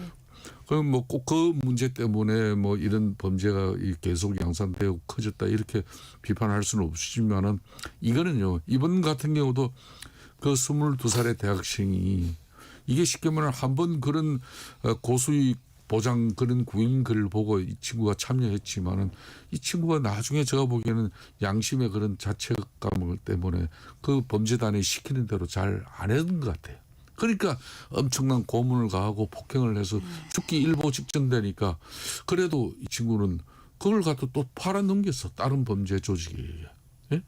그래가지고 그 범죄 조직에서 죽도록 얻어먹는 장면을 갖다가 같은 또 이미 그런 구금돼 있고 또 여기에 피해자로 참여한 그런 한 또 젊은이의 또 정언에 의해 가지고 그 실태가 또 지금 보도되고 있잖아요. 그렇죠. 그러면 이거는 오직하면 뭐 포놈펜의 한인의 회장 같은 경우도 한인을 통해 가지고 이 사람들이 이제 그런 폭력 구금 감금돼 있다가 나오면 여권 다 뺏긴 상태에서 어떻게 합니까? 택시부터 타고 그냥 한국 대사관 가자가 내지는 한인의 뭐 이런 한국 식당 이런 데를 찾아가요. 그렇게 해서 이제 우리 대사관을 알려가서 자기를 구출해달라 이제 이렇게 되는 건데 얼마나 비일비재할 정도였어. 오직하면 민주당 박찬대 전 원내대표가 맨 사람을 갖다가 위기로부터 구했다는 이야기도 있잖아요. 그럴 정도 상황이면 이걸 갖다 대한민국 경찰이나 애교 라인에서는 애교부에서는 이거는 솔직히 자기네들 그냥 힘들고 피곤하니까 눈 감고 있은 거지. 이걸 진작에 대한민국의 무고한 국민을 갖다 이런 국제적 사기에 범죄 단체에 의해서 이렇게 우리 국민들이 피해를 보고 엄청난 뭐 고통 내지 죽음까지 이르는 상황까지 오고 있다. 그럼 자기네들이 적극적으로 했으면 훨씬 덜하죠 이게. 이번 국감에서 이 사안과 관할된 위원회가 외통위, 뭐 법사위, 행안위 다 그렇죠. 가능하겠죠. 뭐 주로 이제 제가 보기엔 외통위하고 행안위가 되지 않을까 싶은데요.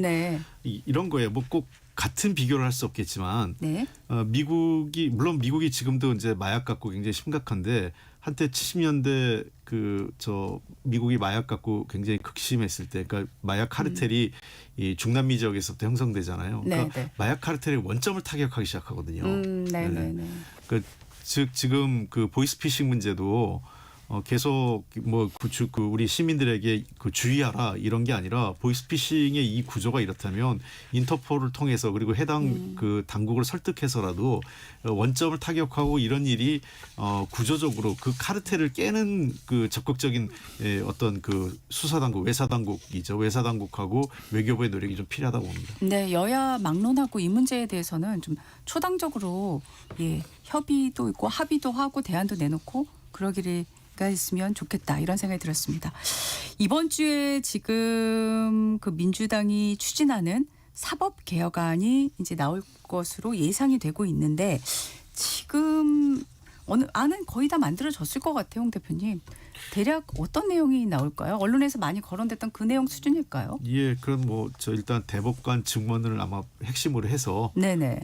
그런 내용들이 좀 그 인사행정 체계까지 네. 좀 해서 손을 보는 것 같은데요. 아직까지 최종적으로 안이 확정돼 있는 것 같지는 않고 이 아직도, 내용들이 네. 그 어느 정도 안은 모아졌지만 이제 마지막까지 여러 가지 검토를 하고 있는 것 같아요. 네네. 가장 논란이 되고 있는 것 중에 하나가 이제 그 4심제 문제지 네, 않습니까? 그러니까 즉 대법원의 심리를 이제 헌법재판소까지 가는 문제인데 이 문제에 대해서는 조금 당내 이견도 있는 것 같아요. 당내에서. 예, 네네. 왜냐하면 지나치게 지금 대통령께서도 그 3심까지 가는 문제가 너무 비일비재해서 그 예를 들면 저 2심에서 그냥 자동적으로 네. 항고하고 상고하고 하는 문제에 대해서 조금 뭔가 제도적 보완을 네. 해야 되는 거 아니냐. 뻔히 결과가 뻔한데 또 올라가고 하는 거에 대해서 네네. 그런 측면에서 또 거기에 4심대까지 할 경우에는 법정 기간이 늘어나고 변호사 비용도 늘어나고 여러 가지 문제가 결국은 그 4심제로 가는 문제가 있다면 이거에 대해서도 만약에 이걸 길을 열어준다고 할 때도 매우 엄격하고 제한적으로 해야 되지 않을까. 네네네. 그러니까 그건 이 문제야말로 법조계의 상당히 전문적인 영역이기 때문에 이건 좀 의견을 충분히 듣고 판단해야 될 문제라고 생각을 합니다. 네, 지금 민주당 사법개혁안에 대해서 국민의힘 쪽에서는 어떻게 보고 계십니까? 저는 지금 이제 검찰개혁도 마찬가지였습니다만은 이 사법개혁도 네. 결론은 국민적 공감과 일정 부분 동의 이해가 이루어지는 그런 사회적 논의 그러니까 공감이 대단히 중요한 거예요. 그러니까 이 검찰개혁 같은 경우도 검찰개혁 저도 개인적으로는 반드시 필요하다고 보는 사람입니다. 네. 그런데 그게 특정 정치 세력들 그 사람들의 시각과 인식 그 사람들의 방법만 가지고 간다는 부분에서는 동의가 되질 않아요. 그러니까 국회에서 아무리 민주당 중심의 입법 권력이 형성되어 있다 하더라도 여야 간에 그러면 70년이 넘게 이렇게 검찰 권력이 이렇게 오남용 되고 정치검찰이라는 그런 오면까지 뒤집어 쓸 수밖에 없는 상황에서 근본적인 문제 인식이 됐다면 어디서 뭘 어떻게 계획하자 이걸 변화시키자 이런 부분일수록 더 중요하지 않습니까? 마찬가지로 이 사법개혁도 뜨거운 논쟁이 지금 되고 있습니다만은 그 논쟁이 사법개혁 어떤 내용이나 방향에 대한 논쟁이라기보다는 누가 왜 이 사법개혁을 주도해야 하느냐 이렇게 집중되고 있는 부분에 대해서는 저는 상당히 크게 우려해요. 좀 전에 홍익표 대표님 짚어주시지만은 대법관 정원도 아까 서두에 이야기했잖아요. 네. 이것도 민주당이 대법관을 정원해야 되는 그런 측면에서 진짜 대법관 한 사람이 맡고 있는 그런 최종 상고심의 그 폭주 이렇게 해서 국민들이 정말 큰 불편과 어려움을 겪고 있다. 그래서 개선돼야 된다. 그러면 대법관을 정원을 하는 게 맞느냐. 안 그러면 1심, 2심을 갖다가 빠르게 신속하게 처리돼서 대법원까지 상고심까지 올라가는 그 트래픽을 줄여주는 게 맞는 거냐. 이게 다 논쟁이 필요하잖아요. 그렇죠. 논의가 필요하죠. 그렇죠. 예. 그런 대법관 정원도 그런 것이고 그 대법관 추천 방식의 개선 문제도 이걸 그러면은 제가 아까도 이야기했지만 헝가리 총리 이야기했지만 네. 이것도 그러면 지금까지는 입법부도 일정 부분 참여하고 그것도 의석수에 따라서 이렇게 되는 그런 구성 비도 있는데 이걸 이제 대통령이 직접 이제 이 추천 권한을 좀 높여버렸다. 그러면 이게 이제 사법 개혁이라고 보이겠습니까? 그런 대법관 추천 방식 개선 문제도 있는 것이고, 그 다음에 이제 법관이 그럼 제대로 된 이 판결을 했느냐, 그런 평가 부분, 법관 평가도 이제 제도도 가져가겠다. 그럼 이 법관 평가 제도 개선을 어떻게 가져가겠다는 건지, 그리고 또 이제 가령 뭐 또 1심 같은 경우는 이 판결문을 갖다가 공개하는 그 범위를 갖다가 확대하자든지 뭐 이런 부분, 그런 압수수색 영장 사전 신문제 도입 뭐 이런 뭐 여러 가지 부분이 엄청 내용은 많아요.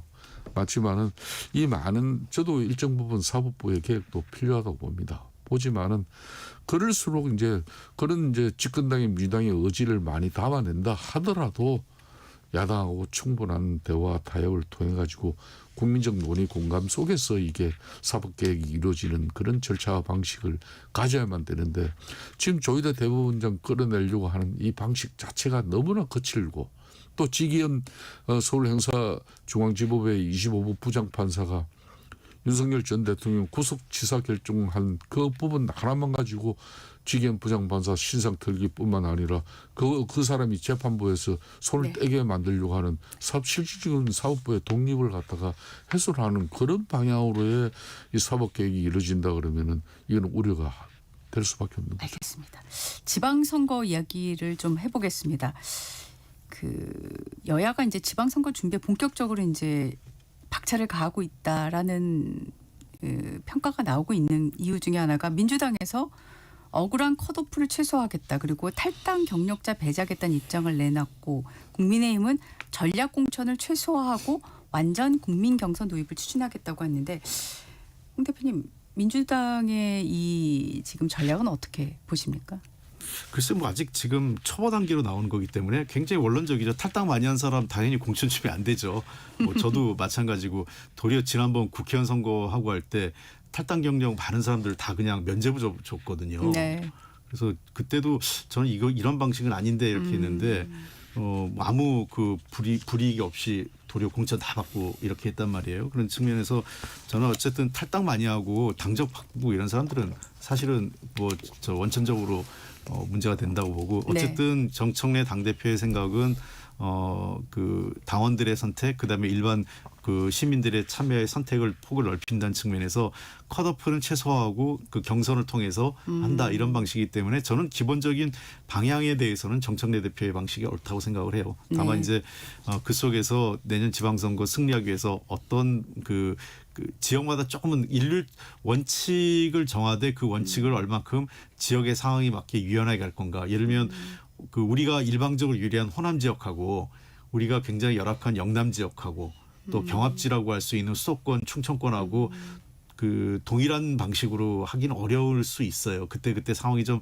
다를 수 있기 때문에 그런 측면에서 좀 더 깊은 고민. 그러니까 결국은 큰 틀에서 뭐 몇 프로 하고 어떻게 하고 이런 거는 뭐 탈당 몇 회 탈당 경력자 안 주겠다 이렇게 하는 문제는 다 뭐 원칙으로 정할 수 있고 원칙이 정해져 그 원칙은 반드시 관철을 해야죠. 다만 디테일한 전략을 짤 때 좀 더 그 지역 상황에 맞게 어떤 그 방식으로 갈 건지에 대한 세심한 고민과 전략이 필요하다고 봅니다. 네, 국민의힘 지금 지방선거 전략이 아직 아주 초안 얘기가 나오고 있는 것 같은데 완전 국민 경선 도입 추진 뭐 이런 부분 어떻게 생각하십니까? 저는 상당히 그 좋은 방안이라 생각해요. 그러니까 이제 지금 대한민국의 이 정치판을 보면은 정당 정치가 이루어져야 되는데 실질적으로 당내 정치에 함몰되다 보니까 그러니까 당내 정치라는 것은 역시 그 강성 그러니까 지지층에 그 사람들의 눈치를 보고 때로는 그 사람들의 비위를 맞추게 되고 그러다 보면은 국민들하고는 괴리를 갖는 그런 정당이 되는 거예요. 민주당도 마찬가지고 국민의힘도 마찬가지입니다. 그렇기 때문에 정당 정치는 국민만 바라보는 그런 정치를 말할 건데 그래야 여야 간에 실질적으로 협치 정국도 만들어질 수 있고 국민이라는 것은 상당히 객관적이고 합리적이고 균형성을 또 중시하지 않습니까? 그런 측면에서 국민의힘 같은 경우는 과거의 전략 공천이라는 그런 미명하에 공정한 공천이 실종된 그래서 이제 사실 진영 내 분열과 갈등으로서 선거를 집중시키지 못함으로써 또 패배하는 그런 사례도 엄청 많았거든요. 네. 그렇기 때문에 완전한 국민 참여 경선 방식을 통해서 야당일수록 이런 제도가 더 중요한 거예요. 그러니까 당의 어떤 지도부의 판단이나 어떤 특정인의 어떤 뭐 그런 정치적 영향력 때문에 누가 됐다 이런 게 아니라 그 지역 유권자들의 그런 바램 그분들의 선호에 의해서 우리가 후보를 만들어지고 내세운다면 그것처럼 뭐 좋은 뭐 공천이 어디 있겠습니까? 네, 그런 알겠습니다. 방향을 아마 잡는 거 아니겠나 이렇게 네. 보고 있습니다. 오늘 품격 토론은 여기까지 해야 될 것 같습니다. 홍익표 전 민주당 원내대표, 김성태 전 국민의힘 원내대표와 함께했습니다. 두 분 고맙습니다. 예, 감사합니다. 전격시사 듣고 계신 지금 시각은 8시 44분입니다. 날씨 듣고 오겠습니다. 날씨 정보입니다. 지금 중부와 전북에 내리는 비는 이내 전국으로 확대되겠습니다. 내일 오후까지 이어지는 곳이 많겠고 이후에 영동과 남부 제주는 밤까지 이어지겠습니다. 경기 남부와 충청 이남은 이틀 동안 20에서 70mm, 경북 동해안과 산지 최대 80mm 이상 올 걸로 보이고요. 특히 영동 지방은 50에서 120mm 안팎의 여름 폭우 수준이 되겠습니다. 시간당 10에서 20mm로 내일 새벽까지 강하게 쏟아지겠고요. 서울 및 그 밖의 지방 5에서 50mm 정도 보고 있습니다. 그리고 강원 산지 동풍 영향으로 가시거리 200m 미만으로 짙은 안개로 인해 시야가 좁혀져 있고요. 호남권에 안개 짙다는 것 참고해 주시기 바랍니다. 내일까지 동해안의 바람이 강하고 또 동해안의 너울 또한 높고 동해상의 물결이 높겠습니다. 각별한 주의가 필요하겠습니다. 낮 기온은 서울 18도, 전주 24도 등으로 어제보다 낮아 서늘하겠습니다. 지금 서울의 기온은 16.1도입니다. 날씨 정보의 강혜종이었습니다.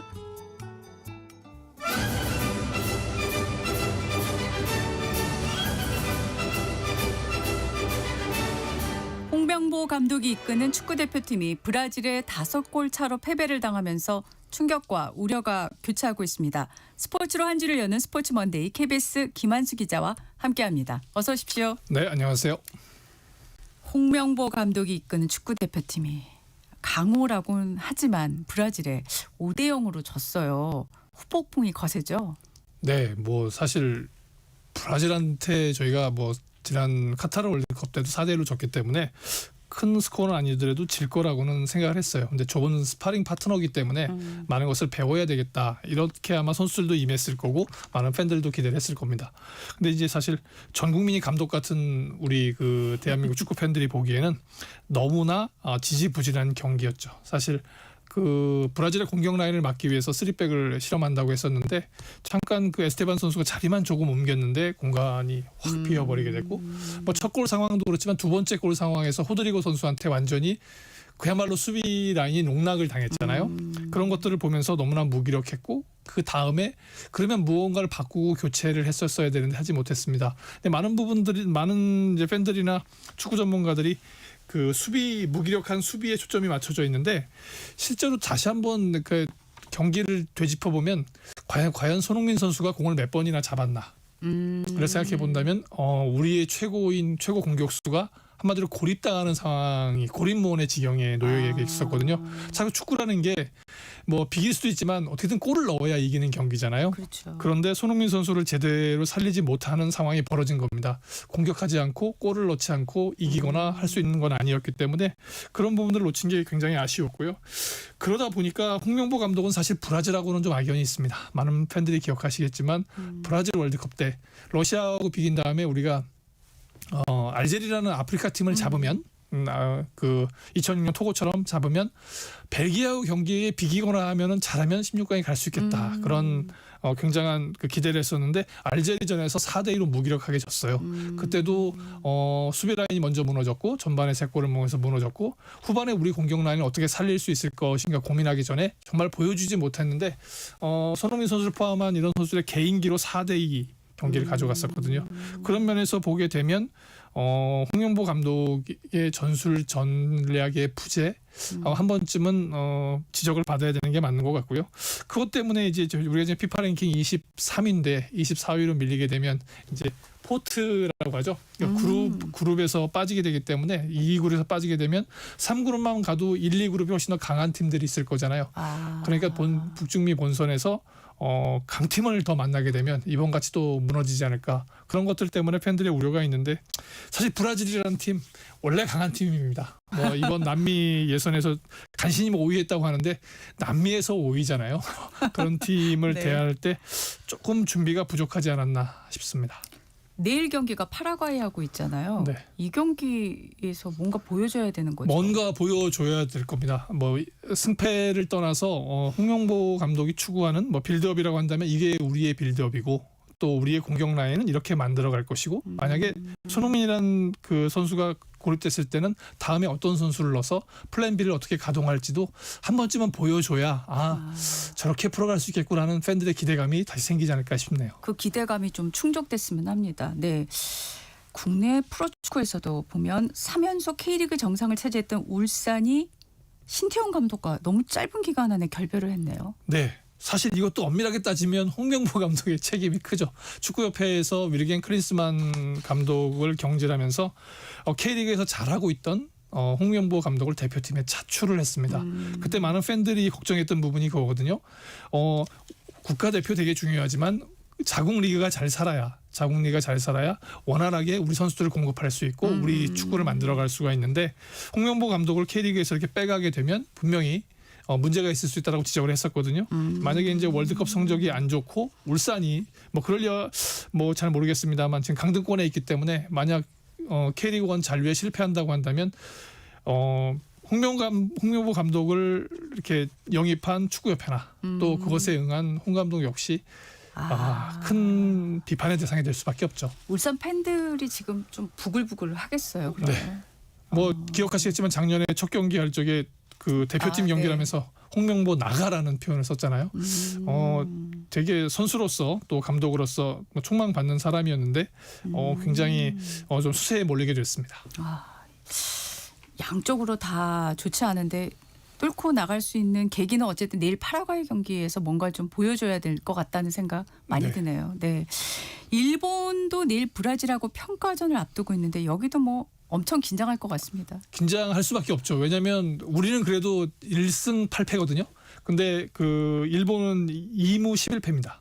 한 번도 이겨본 적이 없는데 한국이라는 데 가서 브라질 축구 대표팀이 5대0으로 이겼어요.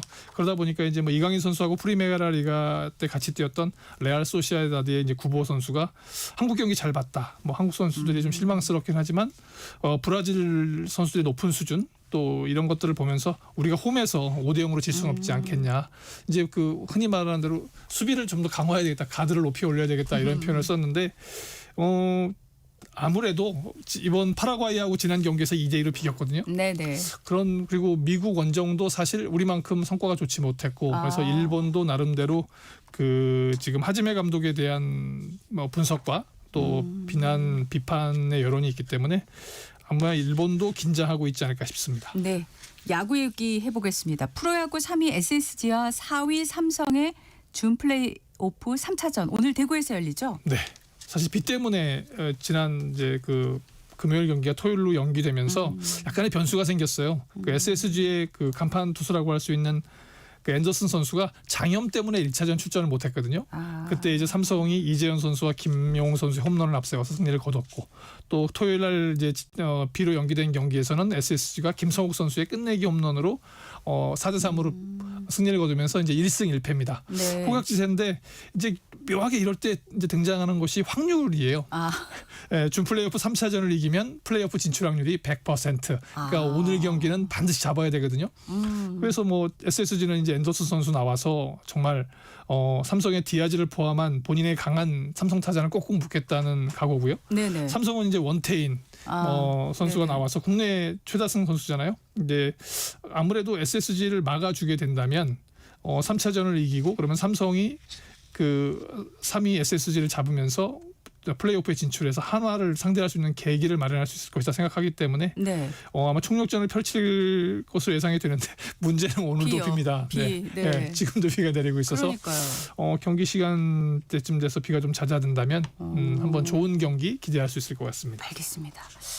생활 스포츠로 족구 족구 저는 해본 적은 없습니다만 구경은 많이 했습니다. 올해 인기가 급상승 중이라고요? 네, 사실 대한족구협회가 있다는 것도 사실 제가 이번에 처음 알았고요. 17일 개막하는 전국체전의 시범 경기로도 남녀 경기 모두 열리게 됩니다. 남녀 경기요? 네. 예. 뭐 이제 흔히 뭐 공과 네트만 있으면 언제 어디서나 누구나 할 수 있는 그런 스포츠였잖아요. 근데 문체부가 지난 2022년에 스포츠클럽 디비전 리그, 그러니까 우리 그냥 뭐 클럽 승강제를 만들어 놨는데. 그러면서 족구가 포함됐어요. 그러다 보니까 지금 1부 리그, 실업 리그부터 6부 리그까지 지금 편성이 되어 있는 상황입니다. 네. 전국의 남녀 팀을 합치면 135개 리그가 있고요. 135개 리그요? 네, 리그가 동네 리그 같은 거니까요. 네네네. 근데 축구 그 족구팀 자체로는 1,300개가 넘습니다. 그러니까 이제 과거에 나 군대에서나 회사에서 족구 좀 했다 하시는 분들은 팀을 만들어서 도전장을 던져보시면 좋을 것 같고요. 참고로 전국체전은 이번 시범 경기는 18일부터 남자는 양산 종합운동장 실내체육관에서, 여자분은 동원과학기술대학 실내체육관에서 열리기 때문에 한번 보시면서 나도 선수가 될 수 있지 않을까, 그런 꿈을 키워보시는 것도 나쁘지 않을 것 같습니다. 족구가 한 팀에 몇 명이? 네, 이 경기는 4명이 하게 됩니다. 4대4로요? 네. 네, 알겠습니다. 파리올림픽 은메달리스트 박혜정 선수가 역도 세계선수권대회 정상에 올랐어요. 네, 노르웨이에서 열린 세계선수권 대회에서 최고 중량급이거든요. 그런데 거기서 인상 125kg 1위, 용상 158kg 1위, 합계 283kg 1위. 그래서 여기서는 금메달 3개를 한꺼번에 다 주거든요. 그래서 금메달 3개를 차지하면서 세계 선수권을 2년 만에 정상에 복귀했어요. 그러면 파리올림픽 때 금메달을 다퉜던 리원원 선수는 어떤가? 그렇죠. 네, 근데 이제 은퇴 준비를 하면서 이번 대회에 출전하지 않았습니다. 그래서 당분간 박혜정 선수가 세계 최강이 될 것 같습니다. 네, 허리 통증으로 좀 고생했다고 들었는데 네. 대단하네요. 이 선수가 또 굉장히 긍정적인 선수잖아요. 네, 보시면 성격이 굉장히 네. 긍정적이더라고요. 인터뷰할 때도 많이 느꼈습니다. 네, 그래서 그런 아픔 같은 걸 숨기고 아마 본인이 잘 이겨냈을 거예요. 그리고 나서 끝나고 얘기하는 이런 정도의 센스. 그래서 정말 어떻게 보면 우리가 그 역도라는 굉장히 힘든 종목인데 박혜정 선수를 보게 되면 또 다른 희망 같은 것을 찾을 수 있을 것 같습니다. 네, 마지막으로 짧게. 도핑에 적발된 선수가 키스 때문이라면서 결백을 주장했다고요? 네, 이게 사실은 2009년부터 있었던 일인데요. 이번에는 그 베네수엘라의 테니스 선수인 곤살로 올리베이라는 선수가 지난해 11월 열린 대회 출전하다가 그만 그 메스암페타민이라고 하는 금지 약물 복용이 밝혀졌어요. 근데 이 선수가 여자친구랑 키스를 너무 많이 해서 그렇다. 여자친구가 그런 약을 복용하고 있었다. 이렇게 됐었는데 그 국제 테니스 청렴 기구에서는 받아들여지지 않으면서 4년간 중징계를 받게 됐습니다. 뭐 이런 일이 지난해 1월에 그 프랑스 여자 펜싱 선수도 있었는데 무혐의 처분을 받았고, 네. 아까 말씀드린 대로 2009년에 프랑스 테니스 선수가 이제 그 코카인 양성 반응을 받았었는데 키스 때문이라고 주장하다가 그때는 무혐의를 받았었습니다. 네, 지금까지 KBS 김한수 기자였습니다. 고맙습니다. 10월 13일 월요일 전격 시사 오늘은 여기까지입니다.